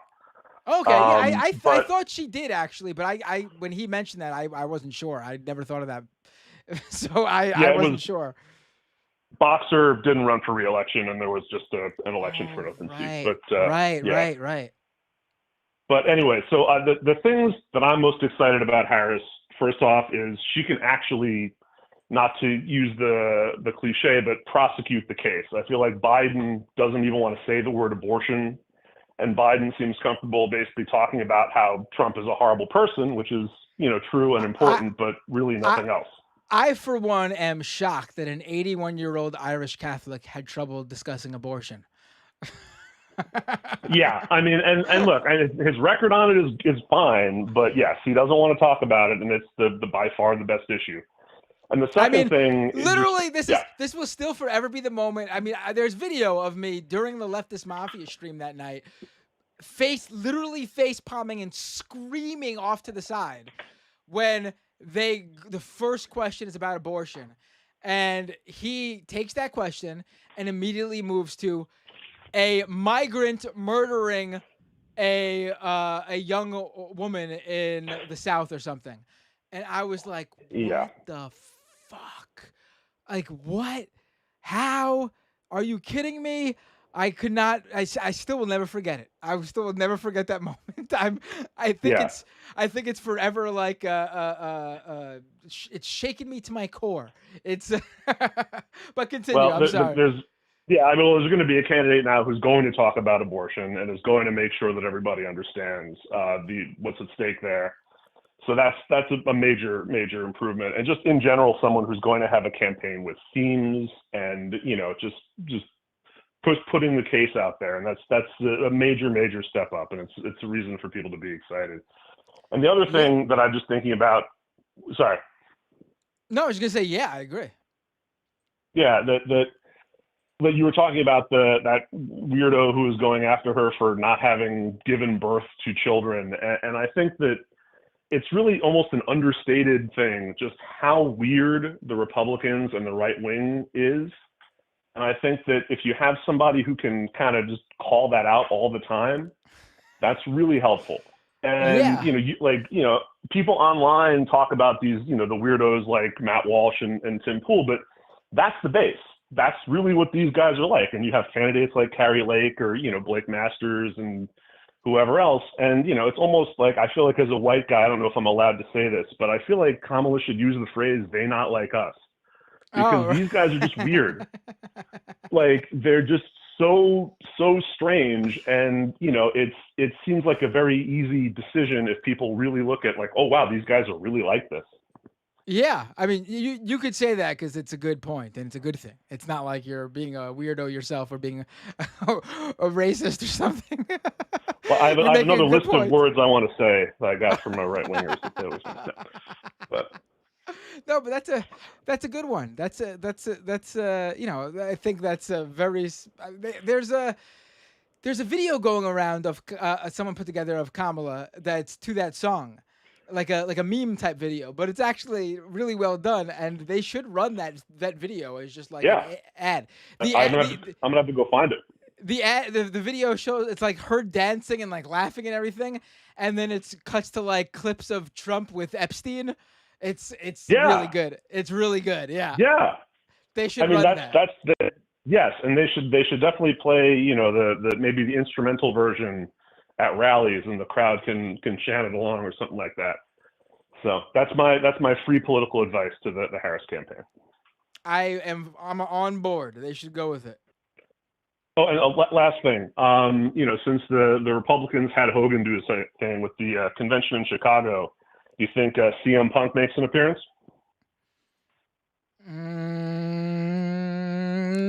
Probably not. Yeah, probably not. But I wouldn't have him in the last six. But if he wants to come out and just wear one of his T-shirts that he wears sometimes, I would be in favor of that. But, yeah, but the thing is, like, I don't think they want that. Like, I don't think they want. They got I'm sure they're happy to have their support, but like a wrestler support. But they don't want. They already see that, like, oh look, the Republicans are the carny shit show. We don't want that at all. Like, we don't want that. Yeah, I think you're right that it doesn't fit their brand, but I don't think it's something for them to be afraid of. It might just be that I'm a fan of his, but anyway, that's all I got for you. Anything else? If you want, I'll stick around if you want to talk about anything else. Like I think that was a great call. I appreciate it. Very nice. See you around. Take care. All right, let's. I'll do. What time is it even? How long have we been going here? All right. Let's do maybe one or two more calls. All right, and then we'll. It's already 11, but one or two more calls, and then we'll call it a night. This was let me see if anyone. I felt bad that I shut down on the Skype folks, but there's got to be a way to not hear the audio on. There's got to be a way not to hear the audio on Skype. Hey, what's your name? Where are you calling from? This is Izzy from I'm sorry, you cut off. Izzy from where? Cali. Hey, Izzy from Cali. What would you like to talk about? I wanted to give you my VP pick for Kamala, Okay, let's hear it. Jimmy Carter. Makes total All right, sense. I mean, we want a he's got white the guy. power. Go ahead, yeah. He's white. He's got the power. He's got the energy. He's virile. You know, some people say he's 100 years old, can't even walk. I say he's 100 years young, and he's not walking because he just has such a big, beautiful brain. He's got to save up the energy just for that Right. big, beautiful brain. Right. He's also got the experience factor. I mean, we need someone with He's experience, got right? the experience more than anyone else, some would say. Right. Honestly, I would say that he's probably could probably talk better than than Joe Biden right now, to be honest. I mean, yeah. The I problem with mean, the problem with Joe Biden wasn't his age. It was just that he was going. His brain was going. So listen, we I think his brain was big and beautiful too. It was just a deep state ops that were going after my boy Joe. All right, yeah, you could argue that if you'd like. I will not join you on that I one. will argue it. I will argue it. But you know, Oh, one really? last thing. One last Yeah, thing. sure. Legalize shrooms, all right? I mean, Tramini, button, oyster. I don't know why these are illegal. I don't know all those things that you referenced, but I will say that legalizing drugs of any sort is probably the safer route if to go at all. And if people are going to do them anyway, might as well legalize them and make sure people are doing shrooms safely. That's I like my my. shroom. You like to live in the you live in the wild I side. think it's always a better time if there's just a little bit of fentanyl in it. Just a little bit. Okay. But the problem is without this regulation, you can't actually tell how much fentanyl they add to the shrooms. So that's where you're gonna go That's wrong the no fun matter part. what. Right. That's the fun The fun part. part. Have a great night. Thanks for the call. Great call. All right, bye. We can do maybe 2 more calls because that was really short. We'll do 1 for sure, maybe 2. Let's see how this goes. No, probably 1 more because I just realized I have all these super chats to read. Bloop, bloop, bloop. I gotta remember to shut the volume down before I take this call because that ringtone is loud. Hey, what's your name? Where are you calling from? Hey, it's Phil from Chicago suburbs, assuming you're talking to me, not the Skype. Yeah, you said Phil, right? Yeah, how are you doing? How you doing, Phil? From Chicago. Phil. Yeah. Phil as in CM Punk Phil? From Chicago? Actually, no. Good. Sorry, I'm sorry I don't get the reference, but Oh, okay. So sorry. the wrestler that the caller 2 callers ago mentioned, the progressive wrestler CM Oh Punk. yeah, I better go back. Oh, His real name is Phil, and him being from Chicago is part of his whole character. Like his logo is the Chicago flag and everything. So you being Phil from Chicago, calling in right after that, I had to assume it could have been CM Punk, maybe using a voice changer or something. But no, Phil from Chicago, who is not CM Punk. What would you like to talk about? Yeah, thanks for going back over that. I'm slow. Okay, so I just had a question about like New York politics, and it may be kind of specific, so the question kind of goes out to chat also. And it's about this thing called the Sovereign Debt Stability Act. Have you heard of this? It seems kind of arcane. It could sound familiar. I don't know. I'm not Okay. fully. I'm feeling a little Biden tonight. No problem. I can this explain time. it. I can explain it a little bit. And I'm hoping maybe like somebody in chat or like another caller will know. You got so many nerds. So Yeah, sure. you know, I thought about this because I was seeing, you know, the protests in Kenya, right, and a lot of the, you know, the tax increases and whatnot that they were, you know, imposing. They justified by saying, you know, look, we owe all this money, right, to the IMF and everybody else, right? You know, a ton of the debt, including for Kenya, you know, I think a lot of poor countries is actually governed by New York state law, like because it's owed to like private creditors to go through New York and stuff. And so there've been like my understanding is there have been bills for the past couple of years to try to like make it easier to do private debt restructuring, if that makes sense. Because like the IMF is one thing and like China, whatever, but like then, you know, similar magnitude is these private creditors are Right. really hard to negotiate with. So there's this thing called the Sovereign Debt Stability Act, and I saw that they were trying to like pass it in the New York State legislature in May. And I'm kind of just wondering, like, from everybody listening and paying attention, like, A, could that be effective, and B, like, where is that at? So if people want an article about it, I'm looking at this thing from the Boston University Global Development Policy Center, and it's called How a New York State Bill is Shaping the Global Debate on Sovereign Debt. So I'm just kind of wondering about that. I mean, it's such a huge problem, you know, like especially like with the dollar going up compared to other people's currencies. This is something I will not be able to read through and then give you an answer Oh right yeah, now. no, I'm not. I'm not asking you. I figured I would just like do a choose your own adventure. Either I do the info dump like I just did and see what people come back with, or else, you know. Yeah, definitely. But And feel free to call back another day this too. debt like drives so much of the terrible stuff around the world, you know, as you know. Right. And like, right. you know, people talk about IMF, but I tried to look at this like IMF paper, and for Kenya's debt specifically, like this private creditor stuff is like comparable to the size of China. It's bigger than what they owe to the IMF, you know, and it's often on like worse terms, you know, like higher rates and all this crap. Right. Right. No, I hope but I'm making sense. Yeah, no, I think you are. So, to me, at least. I don't know if maybe again though I'm not. This isn't my area of expertise. To be completely. Yeah, no, I just wanted to bring it up because your New York audience living in the second best city in the United States, all that kind of stuff. Just second, you know, kind of depends on what's going on in your, you know, you got these evil bankers going through. Have a New York good night, sir. Second best city in the United States. Have a good night. Oh no, he actually hung up. I was joking. You didn't have to. You didn't actually have to hang up. That was a joke. But I appreciate the call. And I will look more into that. And you should come back on a different night and we'll talk about it. I'll take another call. Hey, what's your name? Where are you calling from? Oh, wow. I did not expect to actually get through. Well, you got through. And on this show, I work things differently. There's no waiting room. There's no line of people. If you just happen to call at the exact time where I'm taking a new caller, you get on. It's a crapshoot. It's a wild card. Yeah. What's your name? Where are you calling from? Yeah, let me mute my TV. Yeah, this is Fred. I did call in about an entire year ago, so you probably don't remember me. But probably don't, but you never know. What was it to talk about, Fred?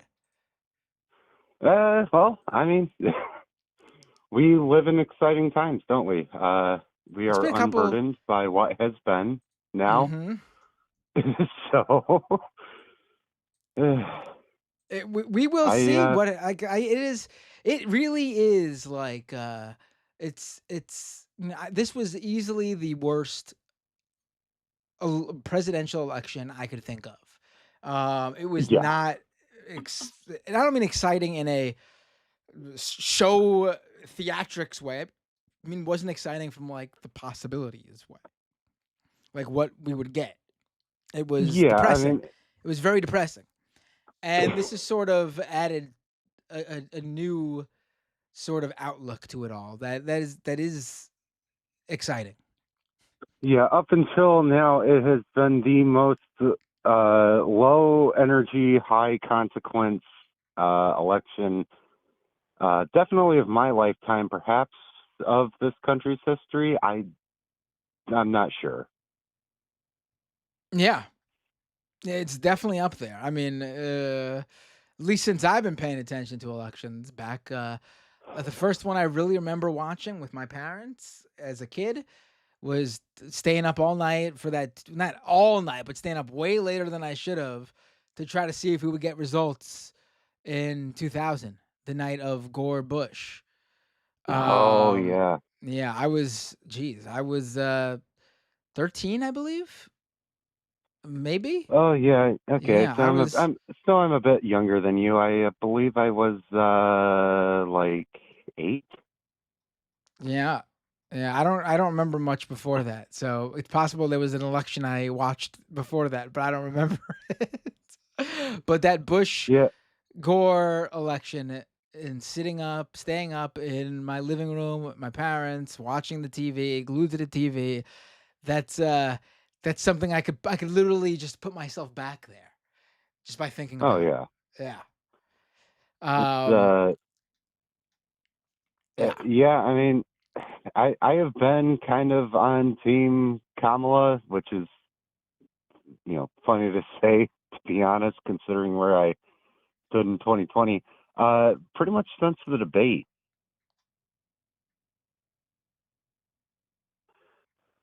Yeah.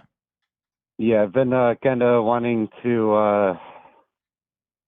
I've been on team switch him out for a few weeks, so Yeah. It I was I think this. I think a lot of people, I think most people honestly were like this can't be. Like the Biden dead enders were actually the minority.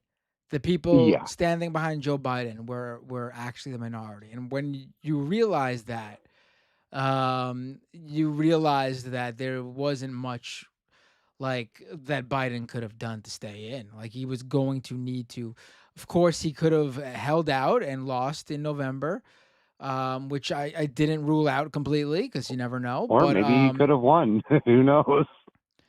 no, there was. I Yeah, think the probably writing not. was on But the wall. It was done. yeah, I yeah. really I don't even mean, think there was a chance. The polling was so low, so yeah. low. It's been apocalyptic. It's fucking terrible. It Sorry. was. No, you could curse on this show. Doesn't matter. Okay. No, but it was bad, and I don't know. It just happened, so we don't know what's gonna happen. But it certainly won't be as bad. Yeah, I mean, once the push got up to Nancy Pelosi, I was like, yeah, that's done. It's over. It's just a matter of time at this point. Yeah, I mean, she wouldn't have got involved if she didn't see that there was something that needed to be done. Yeah, And then I don't like Nancy Pelosi, but she sure as shit has some political instincts to her, for what it's worth. yeah, yeah, I mean, she that's what I've been like that. She's been my go-to example for when I try to explain like it wasn't Biden's age, as in the number. Because Yeah. people were like, that's what people were harping on. That's actually not the issue. And I Oh, don't like using the oh Bernie yeah, example. And I don't that's like the using the that. no, Oh, go ahead. sorry. I was gonna say I don't like the Bernie example because then that makes it seem like I'm just being biased because I'm a leftist who likes Bernie. That's why to me Well, yeah, Nancy Pelosi's a okay. great example. Because but Bernie's the same as Nancy Pelosi in this, but he's a bad example because I'm a leftist.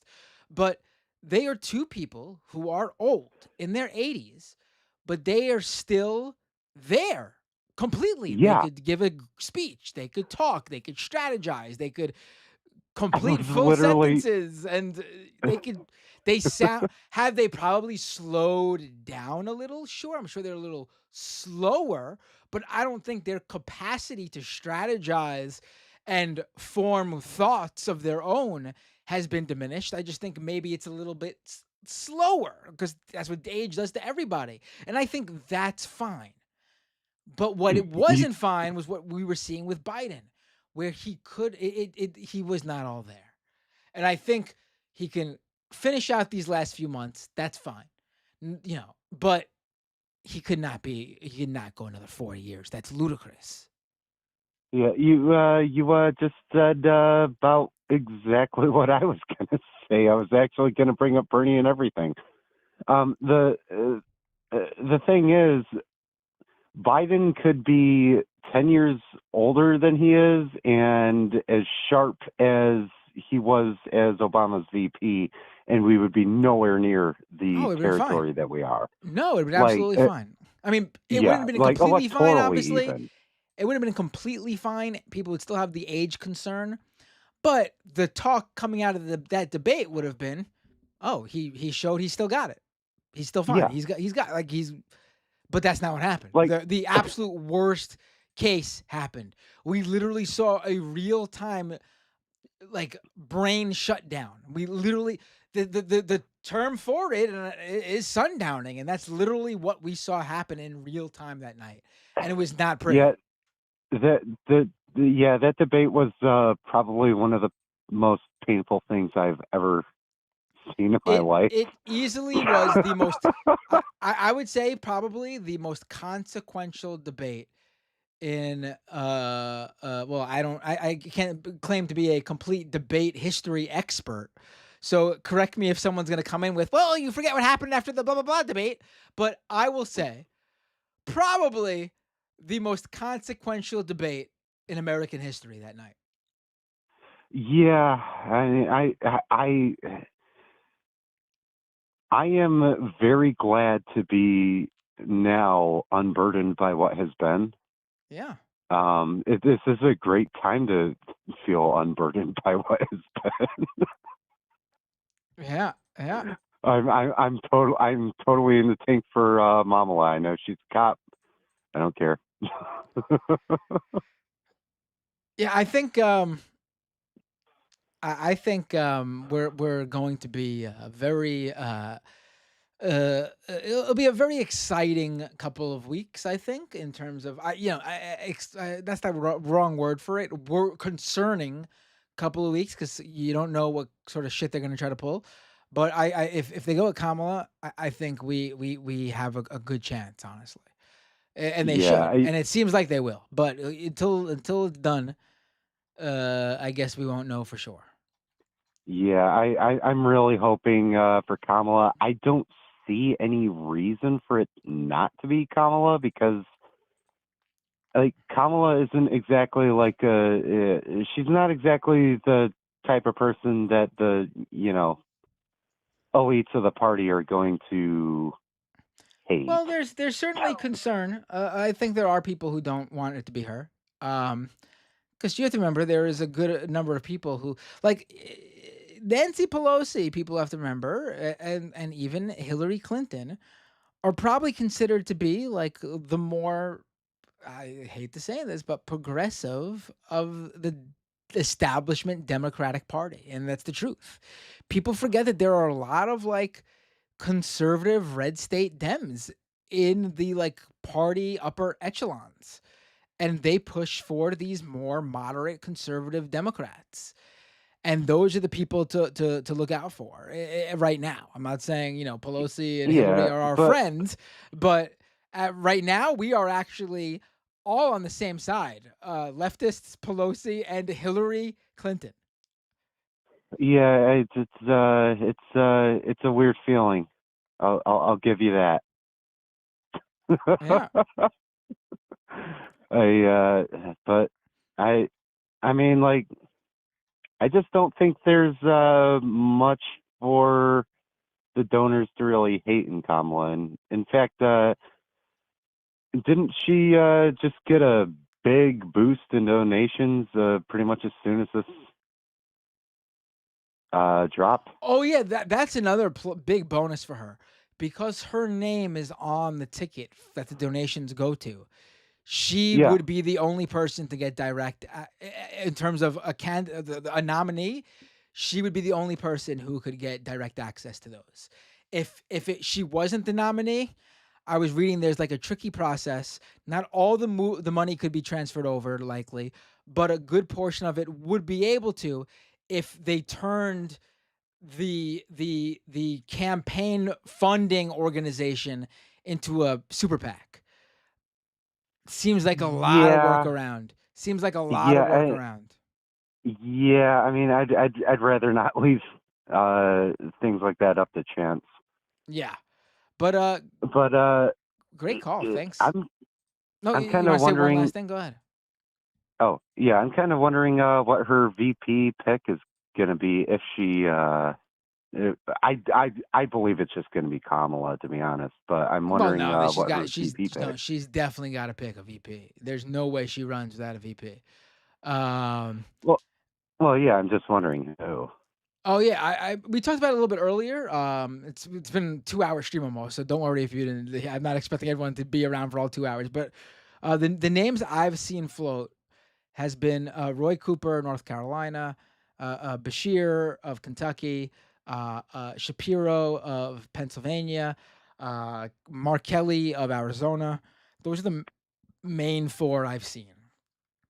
And of those Yeah, four, I think Bashir's probably the best, but I don't think we want to lose him in Kentucky. I don't know if we could get someone else, another Democrat, to win the governorship in Kentucky. He's just one of those. There's always this like Democrat with crossover appeal in a red state in like a statewide election, and it always is amazing to me. But I don't know if there'll be another one of him to take over for him. So I think him or Kelly in Arizona would be pretty good. And I like Kelly because he's a fucking astronaut. And I would love to see them run against an astronaut, a literal astronaut. And not just like, and I mentioned this earlier, not just like an astronaut. He's not just like an astronaut that's like, oh, he trained with NASA. No, an actual astronaut who's actually been on a mission to space. I want to see them run against him. I want to see what they say about a fucking astronaut. Didn't we get that? Didn't we get a taste of that with the Blake Masters campaign? Oh, we did. They tried to run against him because and it was like the weirdest thing ever. They were like doing memes of him as an astronaut, and it was like, yeah, that's fucking cool. He's an astronaut. Him. Yeah. they depicted him as a soy jack. Right, please run. Like, I'm not even talking about like someone said like someone mentioned how he's smart, he's got brains or whatever in the chat. I don't even mean that. Of course he's right. To be an astronaut, you got to be smart or whatever. You got to be a scientist and shit. Shit about. But just the fact that like it's not just the smarts. To be on a fucking rocket to outer space, I would not do it. I don't want to fucking die. I got kids, man. You got to be fucking brave as shit to go on a rocket ship to outer space. There's so much that could go wrong.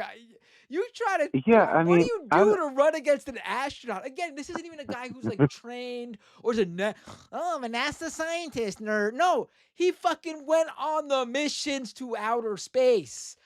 How do you run against that?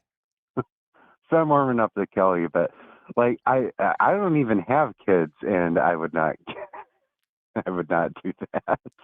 Right. Right. Yeah, people don't. Yeah, it's dangerous. It sounds scary as hell, man. A rocket ship to space. Yeah, No, thank you. I saw what happened.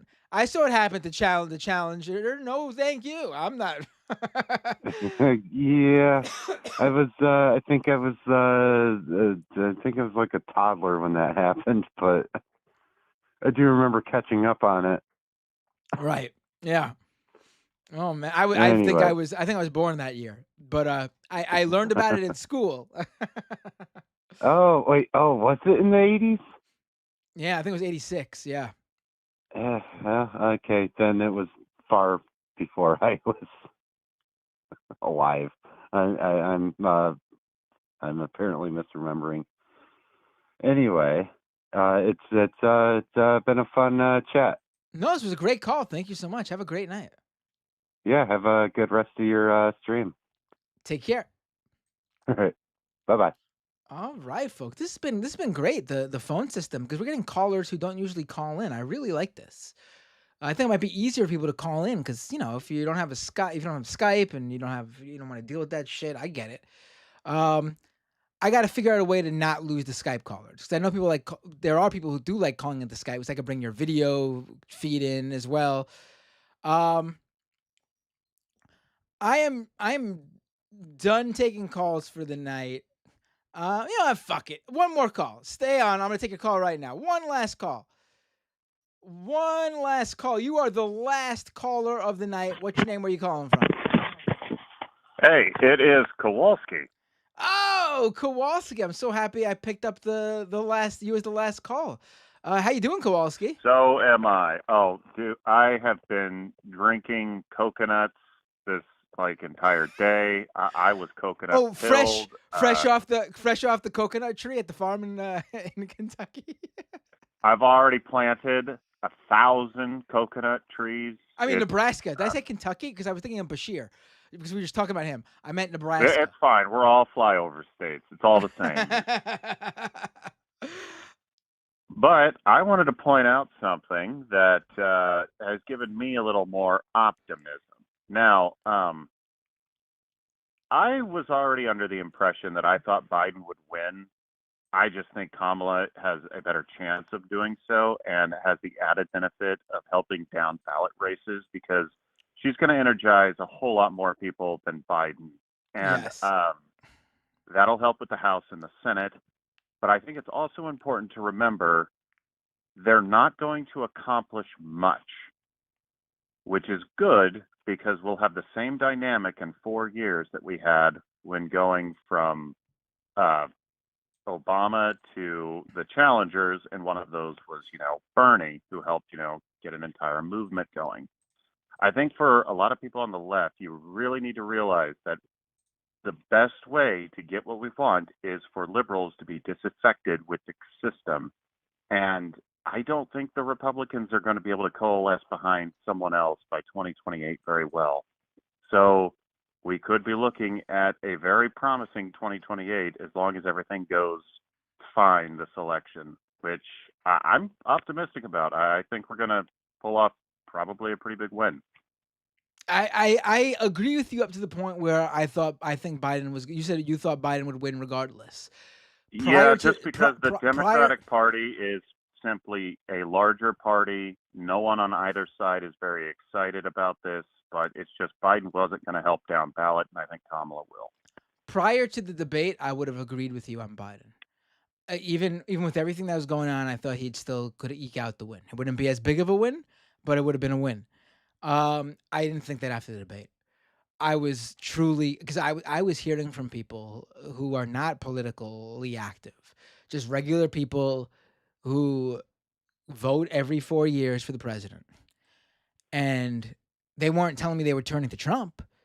They were just they hate him, but they were telling me that they how are they going to vote for a guy who's just not there? Like they don't vote strategically. They don't think that way. They vote for a candidate. And I was hearing from a lot of regular people that I know throughout my life. No interconnectivity to no leftist birdie, no, just regular Dem voter base. They don't think about politics too often. Maybe they read the paper or whatever's in the headline news. It was not good. I was not, and this was hearing it over and over again from different people. I was truly like, this is bad. I think this will be a lot better now. It would have been frustrating had he stayed in just because this should be just like a runaway election season for the Dems just because of everything that is going on. I do think there will when be your people. opponent has 34 felonies, I mean, Jesus Christ. I do think there'll be some people who are not sold on her, don't like how it went down. I think small amounts of people. I do think a big issue will be for some people will be the economy and inflation and things like that. And she is part of the Biden administration. I think she'll have a much easier time batting that away, but there'll be some people who will still connect that with her. I do think it's not a sure bet. I think the chances of her winning though, of the Dems winning though, just got a hell of a lot better though.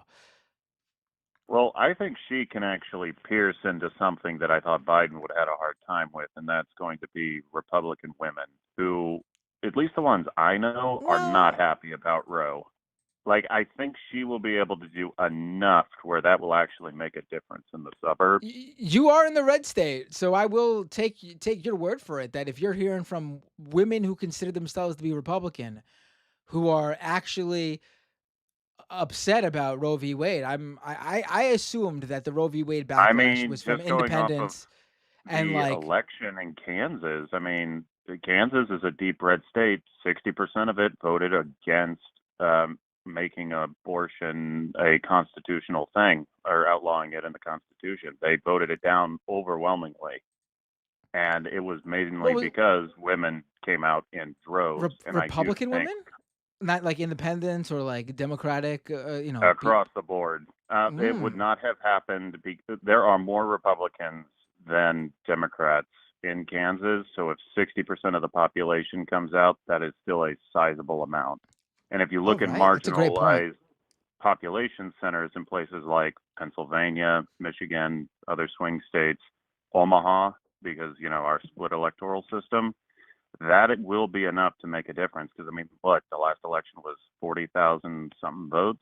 I mean, it's not going to take a lot to, put it away. Plus, I mean, whoever she picks says, or actually, I don't know if she should pick the VP. Maybe that should be left up to the convention. That way it kind of makes it seem like the party picks them. I don't That's know. a good option, I guess, to have the convention pick the VP. That could work, but also I don't know if we want to leave it up to that either. We don't want some like again like super conservative Dem like running away with it because the moderates of the party convinced people that they needed a place on the ticket too. Whoa, whoa, whoa. Kamala is already the conservative person. No, she's So not. I'm She's just, I definitely know, not. Yeah, I know. yeah. But like I was saying at the beginning of the call, just to reiterate, I think if she wins, this will be great because it'll finally put us on a position to make progress as opposed to just having to hold back the gates of hell another 4 years. Because, if you show people that, disaffected liberals, this whole like just, oh, a little bit of infrastructure spending here, it's not enough. You know what I want to hear? Like politically again, which got me really energized back in 2016. I want to start hearing Medicare for all again. Like We haven't heard that anything, is right? that is what we need. Like if she wins, that's what everybody on the left needs to be saying. Just like, hey, Medicare for all. Let's go. Like I do now. wonder. Like we I waste do wonder if billions. the. I do wonder if Bernie and AOC and all their positions on this will help them with her. Like they stood by Biden, which is what her position was when everyone else was trying to take him down. Like obviously she benefits from him stepping down, but I'm sure they don't look at the people who are going public in a good light with that. Like I wonder if Bernie and AOC put themselves in a good position with the administration by saying we are loyal to you guys. We'll see, I guess. I mean, hopefully something comes out of that. It would be very unfortunate, but also kind of funny if like Kamala is like, "Oh no, you fuckers wanted Biden to stay. Fuck you guys." Man, that would be cold. uh, She'll just carry around a big stick with a coconut tied to the end and start bonking everyone she dislikes. right, right. Yeah. Oh man, they got nothing on her. It's so funny though. I can't wait to watch the Republicans continue to try to like scrape up shit. Like, what are they gonna do? Look into her prosecutorial history and find that she did everything that they like? Like are they gonna hit Kamala on the her? debate stage. I am law and order. Right? Yeah. Like, You want Law and Order? I am Law and Order. Oh my god, dude. S- Kowalski, write to the campaign right now and tell them to run with that shit. oh man, that would Trump, be. Trump going on. We need Law and Order. Kamala's going Law and Order. I am Law and Order. Oh my god. Ooh, I that put would felons be. away. You are the felon. Yes. It'll be fun to watch this. It will be certainly an interesting, way more interesting than cringing to see how Biden would fuck up a layup. Yeah, yes, it would. Let's hope there are debates. I want to see her rip him apart. If she gets elected, it'll also be very funny because me, as a person who always likes vengeance, I can't wait for all those sickos in Eastern Europe who are in ostensibly American allies are being extraordinarily racist, having to bend the knee to a woman of color. I just think that'd be hilarious. Like Viktor Orban, sorry, Hungary, like your leader literally has to kowtow to the American who is a woman of Yeah, color. Get yeah, wrecked. yeah, yeah. Well, Kowalski, thank you so much for being the final call of the night. Great call as always. And it'll be it's already been an interesting couple of weeks. I'm sure it'll continue to be an interesting couple of weeks. Next I next month, things are going to get exciting. Like this has been the low energy part. Like what now's what when things are going to get interesting. what absolutely sucks is because I expected it to be like months ago when I was planning when I was going to be going on vacation. I thought it was going to be another boring Democratic National Convention with an incumbent president, and I scheduled my vacation with my family for the week of the DNC. And now I'm regretting that because it's too late to change. It's not, I Just cannot tell the change it. leftist mafia to go live during it, and we will still send you donuts. I will. Boom. I might have to. I might have to. Maybe I gotta miss the usual my own regular like solo stream, but I might have to dip out from the family for like maybe an hour on the night of leftist mafia. I might have to do that. We'll see. We'll see. Well, alrighty. You have a good night, and thanks for taking the call. Your new call system's pretty neat. Thanks a lot, Kowalski. Have a great night. Bye. All right, folks. Let's read them those super chats, and then that's the night. That's the show. I really appreciate you all for tuning in on this last minute stream here. Let me do the Twitch people first. Twitch.tv/Matt Binder. Oh, well, while I have you too, if you enjoyed this stream, I do this stream multiple times a week. I do my own solo stream, which is most of the time with a guest, and we talk about the far right and reactionary groups, and it's misinformation and disinformation, and we break stuff down. And then sometimes we just do call-in shows where listeners call in and we talk for hours about whatever's going on in the world. Um, and then I also do the Leftist Mafia with David Dole of the Rational National, Mike Figueredo of the Humanist Report, Lance of the Serfs, and Rebecca. What is she does the show with Ben Dixon. I forgot the name of the show. I'm having a mental block. And we do that every Thursday night. If you enjoy what I do, and you can not if you can't, please, it's not for you. But if you can financially support the show and help me grow it, do more streams, do more videos, patreon.com/Matt Binder to become a paying supporter of the show. That's patreon.com/Matt Binder. YouTube.com/Matt Binder, Twitch.tv/Matt Binder. That's where you can find me streaming. All right, let's go to Twitch first. Bowie Bourdain with 5 community gift subs. Thank you so much. Valanova with 30 bits. Thank you so much. And Riverboat Jack, thanks again for the raid. I really appreciate that. Over on YouTube now. Let's get to those super chats. Pluvius with the super chat. Biden's legacy is really synonymous with LBJ's. Great things domestically, legendary even, that will have lasting impact. But that damn colonialism. It's a good point. Tunbosin with a super chat. Let's go, Auntie. Dark Zone 06 with a super sticker. Thank you so much. Oh, and that's the first super on a live stream. Thank you so much, Dark Zone, for allowing me to be your first. Daniel R with a super chat. Candace Owens voice. Where my stable lefty at?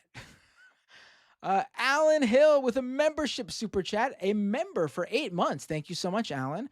I'm going full coconuts. I think she'll pick like Roy Cooper as VP and all the right demos will coalesce. We'll see. Jay Cass with a super chat. Breaking news, Matt Binder not wearing black. Yes, very rare for me not to be wearing a black shirt. As I said on the stream, I had a soccer game in my league today. We won 4-1. I did not score any of those goals, but I did certainly stop that game from becoming 4-2 as I put my body in front of the goal and completely deflected a ball that was almost, uh, I don't want to say certainly, but had a pretty good shot of going in. Um, yeah, that's why I'm wearing. Don't get used to me. Don't get used to not seeing me wear black. Let's put it that way. Um, I just lost the YouTube. Where did it go? Here it is. Um, Bay Photo with a $10 super chat. Thank you, Bay Photo. 136 House and 29 Senate Dems have endorsed Kamala. This is on top of governors and former high-ranking party members. Never would I have imagined Dems unifying over someone so quickly, because she just makes sense. At this point, you have the incumbent vice president at the end of the primaries already done, already on the ticket, was already on the ballots for the primary. She is the obvious choice. Anyone else would cause so much issues. Not even from like just a logistical standpoint, but from like a name value, a name recognition standpoint. D with a super chat. Like that shirt. Didn't know you like football. Football. Yes, I am a big soccer fan, especially since my son's gotten into it. I used to play a lot of soccer when I was a kid. I was in the league up until like high school. And then I stopped. And then I still like soccer, but and then my son got really into it a couple of years ago. He's now 9. And so we're fully on board. I coach his team. He just got accepted onto a travel team. I don't coach that team. He's been going to soccer camp this summer. We're full on NYCFC fans. Been going to all the games we could go to, because NYCFC games are actually very affordable to go to. Like you can get tickets for like $20. It's great. I love it. Hope it doesn't change when their stadium gets built.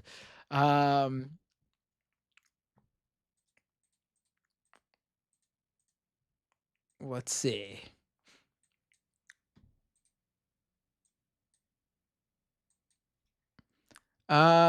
Attaining oneness with a holy $50 super chat. Oh my God. Hi Matt, pleasure and appreciate your content. This is more of a musical artist thing. Ever hear of Heaven Shall Burn? Melodic death metal band out of Germany. Highly recommended. They are lefties. My Heart and the Ocean is a banger. I am not going to play it on here because I don't know how big they are and if I'll get hit with a copyright strike, because I'm unfamiliar with them. But I will listen to it immediately after. I'm a huge hardcore and punk fan. Metal, it depends. Melodic death metal, that sounds like something I'd be into. Metal could go either way for me. I would say I like most metal, but I wouldn't say I listen to it regularly. Let me think of a metal band I really like. You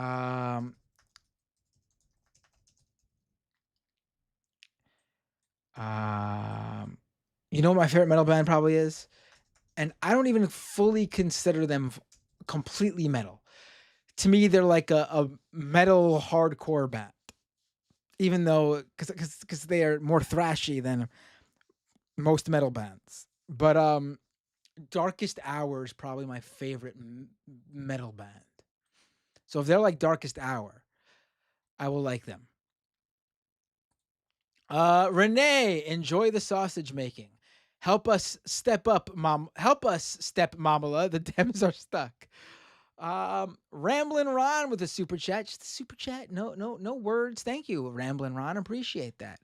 T-Types with a super chat. Just came here to crab rave on Biden with the crab emojis. Appreciate that. Renee with 2 more super chats. Step up your Mamala impressions, chat. Kamala Ayahuasca 2024. Bay Photo with another super chat. Imagine Elon not endorsing the astronaut. Oh, I can imagine, because he's not going to. Mr. XS Homerux X with a super chat donated to Dems for the first time since 2020-2022. Wow, okay. I don't know if I'm that far. The only person I've donated to, I'm trying to think if that's accurate. Last I can remember donating to was Bernie in 2020. Not a lot, because I don't really do donations, but I did donate to Bernie. I can't recall if I donated to someone down ticket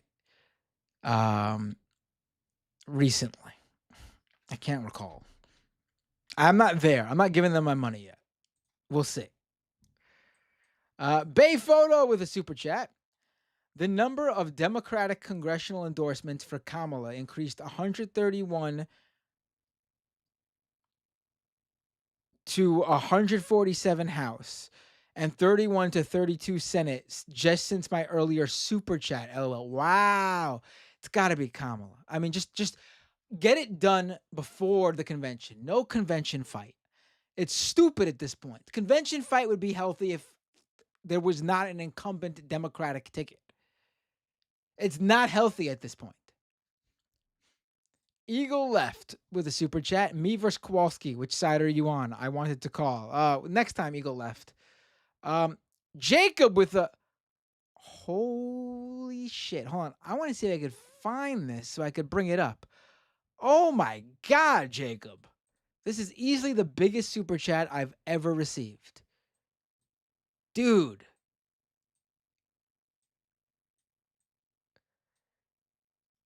Jacob with a $420.69 super chat. Harris Cedar 2024. Wow. Dude, I appreciate that. Wow. Oh my God. You just paid for like 2 weeks of my son's camp, man. I appreciate that big time. That means a lot. My kid will go to summer camp. Well, he's already going, but he'll be able to go, and I'll be able to afford it, and not go into short-term debt for it. Thanks a lot. Appreciate it. And I don't. It's just you didn't even ask me a question. It's just Harris Cedar 2024. I agree with you. In fact, we should make it happen right now.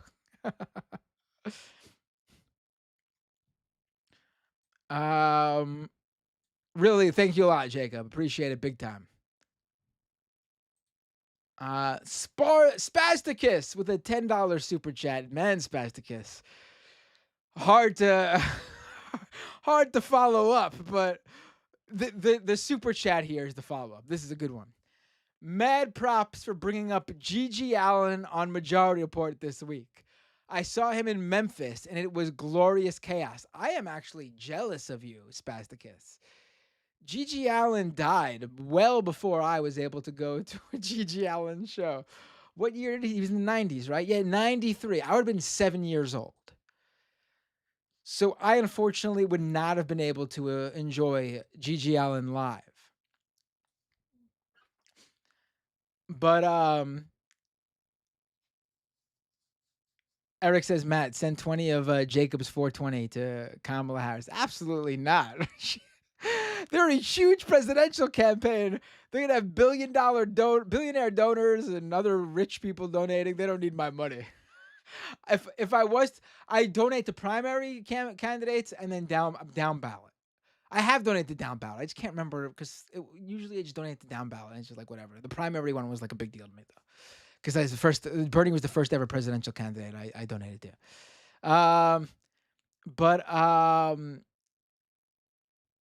Yeah, Gigi Allen. Someone pointed out that might have been the first time Gigi Allen was mentioned on Majority Report, and it was about time. I mean, I don't. What did I mention it in reference to?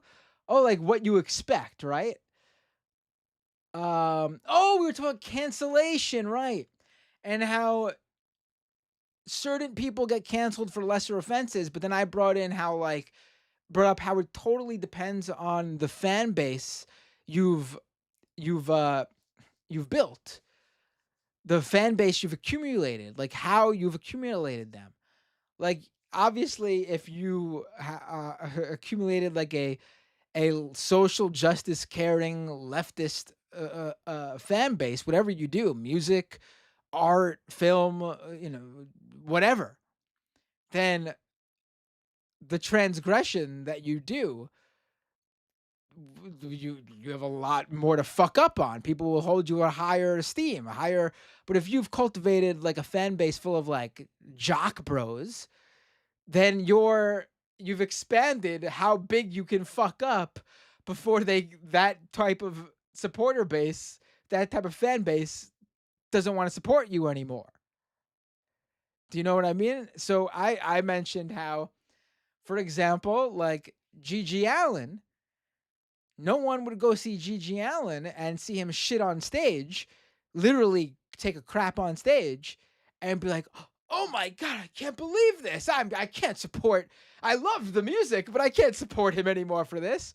Because no, they knew exactly what to expect, and he cultivated a fan base that came to expect these things. So that was why I brought up Gigi Allen on stream, if I remember correctly. But thank you, Spasticus, for appreciating my Gigi Allen reference. The anti-corporatist with the super chat. Hey Matt, could we talk GNN? We really needed to get him a few more subs so we can monetized. Galactic News Network. I don't know who's Galactic News Network. What is that?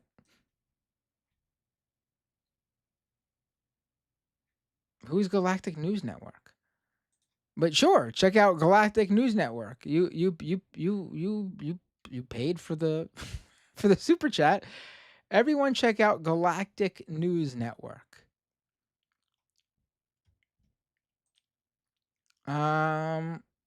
Over back on Twitch. Flubby Bubby. Subscribe with Prime. Thank you so much. Remember, if you're an Amazon Prime subscriber, you get a free Twitch Prime subscription every month. So if you want to be a paying member but don't have any extra money, but you already pay for an Amazon Prime subscription, Amazon gives you a free Twitch subscription to give to your a paid Twitch subscription to give to your favorite Twitch creator. It doesn't cost you anything extra. You basically force Amazon to take a few bucks out of the Amazon Prime subscription you already pay them for and give it to your favorite creator. You get one once a month, and it doesn't automatically renew. You gotta every month you gotta give that free that free Twitch subscription you get to a creator manually. So Flubby Bubby just gave me that. Thank you, Flubby Bubby. And hello, lovely scientist, resubscribed for 12 months at tier 1. Subscriber for 11 months. So whoa, hello, lovely scientist has already been a subscriber for 11 months. Coming up on almost a year. And they just locked themselves in for another year. That's how sure they are that I'm going to provide amazing content for the next 12 months. I will try my hardest, hello, lovely scientist, to live up to that. And thank you, Valanova, for 30 more bits over on Twitch. All right, if there's no other super chats or Patreons coming in, or I do want to shout out. We got a Patreon here.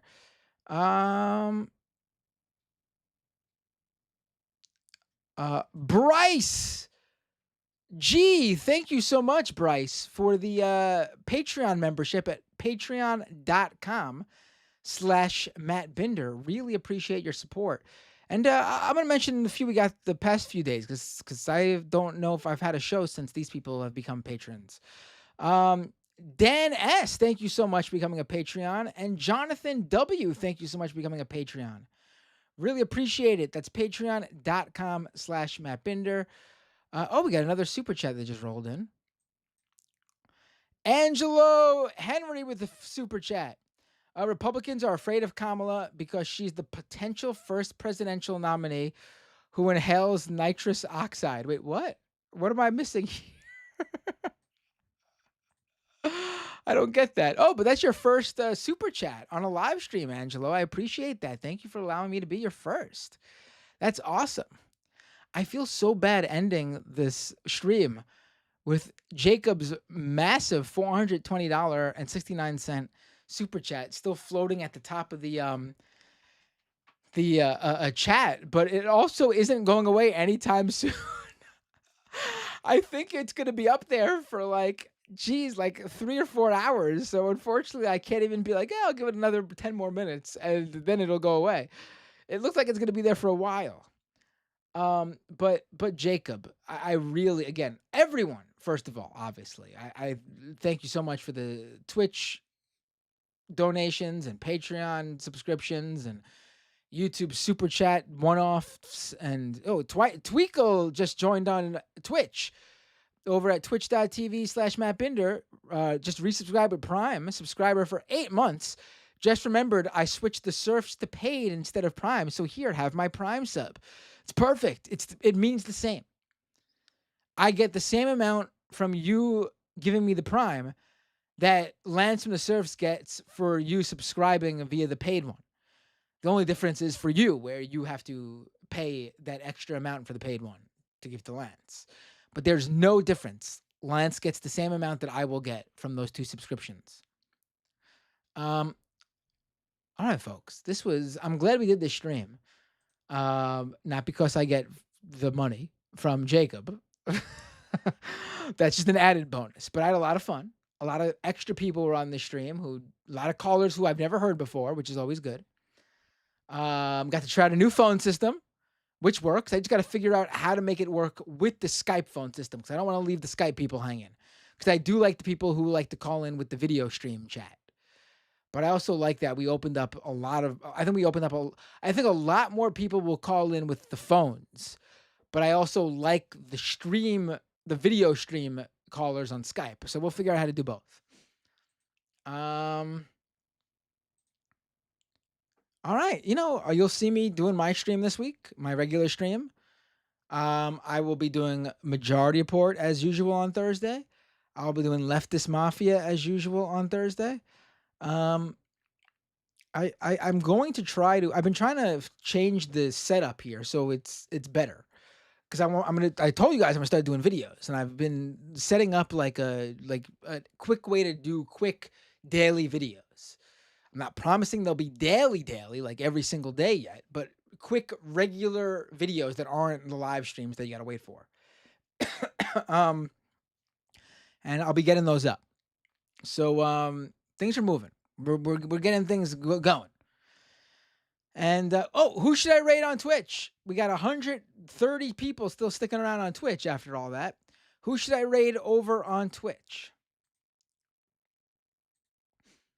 And if you're not subscribed to the channels, that's free to do. So subscribe, youtube.com/MattBinder. Follow me on Twitch, twitch.tv/MattBinder.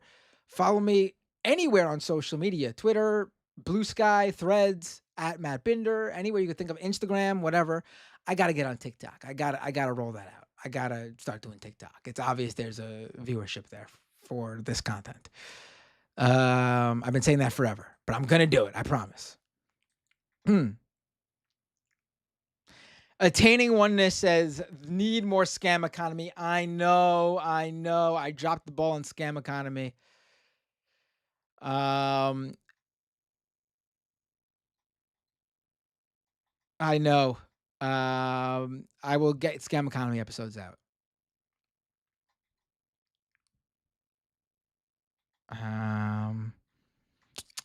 Who should I Anos Domini says, when Matt is breaking from fathering and husbanding, LOL.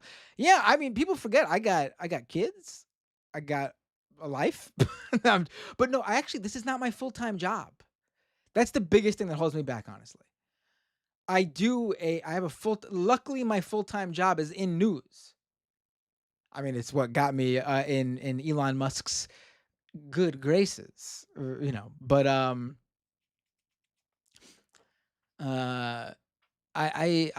this is not my full-time job, so I'm constantly working. I love doing this though. I find it fun. But being able to make money doing this enables me to do it more and hopefully one day actually do this more full time every day, guaranteed. Oh, Eagle Left just resubscribed with Prime, subscriber for 5 months. Hey, Matt, thank you, Eagle Left. And that just started a hype train over there. Wow, appreciate that.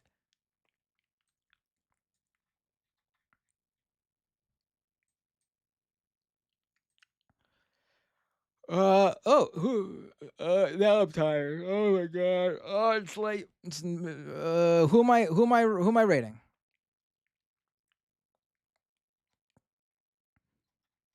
Who am I rating here?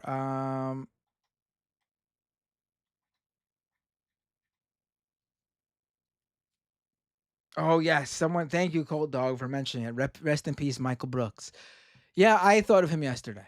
Um, I had the honor of working with him every single day for over around 4 years, and having a friendship with him, and seeing him multiple times in the years after that, every year. Um, I miss him every day. Working doing this, it's it's hard not to think of him. So yesterday was I was thinking about him.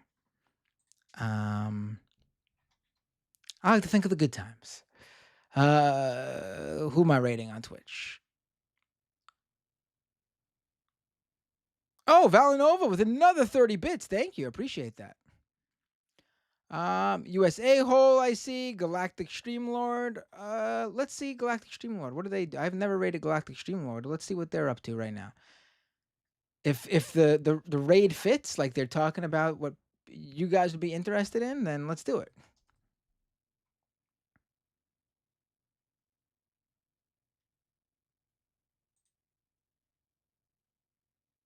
Let's see. What are they talking about?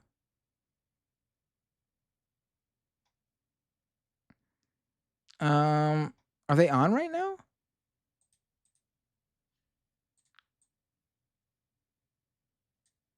I don't see them. All right, I'll figure it out. I'll follow them so they maybe there's an issue with them coming up. But let me just I'm gonna raid USA Hole for now because it's late. I will get Galactic Streamlord next time. All right, I'm rating USA Hole. Great streamer. I've rated them before. So stick around, you'll enjoy. And I will see you all later this week. Who knows? Maybe something will happen tomorrow and I got to do another emergency stream after work at night. Or maybe Tuesday. Or maybe Wednesday I'll see you guys when I usually do my stream now. Well, we will see. Who knows what's going to happen? God. All right. I'm rating USA Hole. Have a great night, everybody.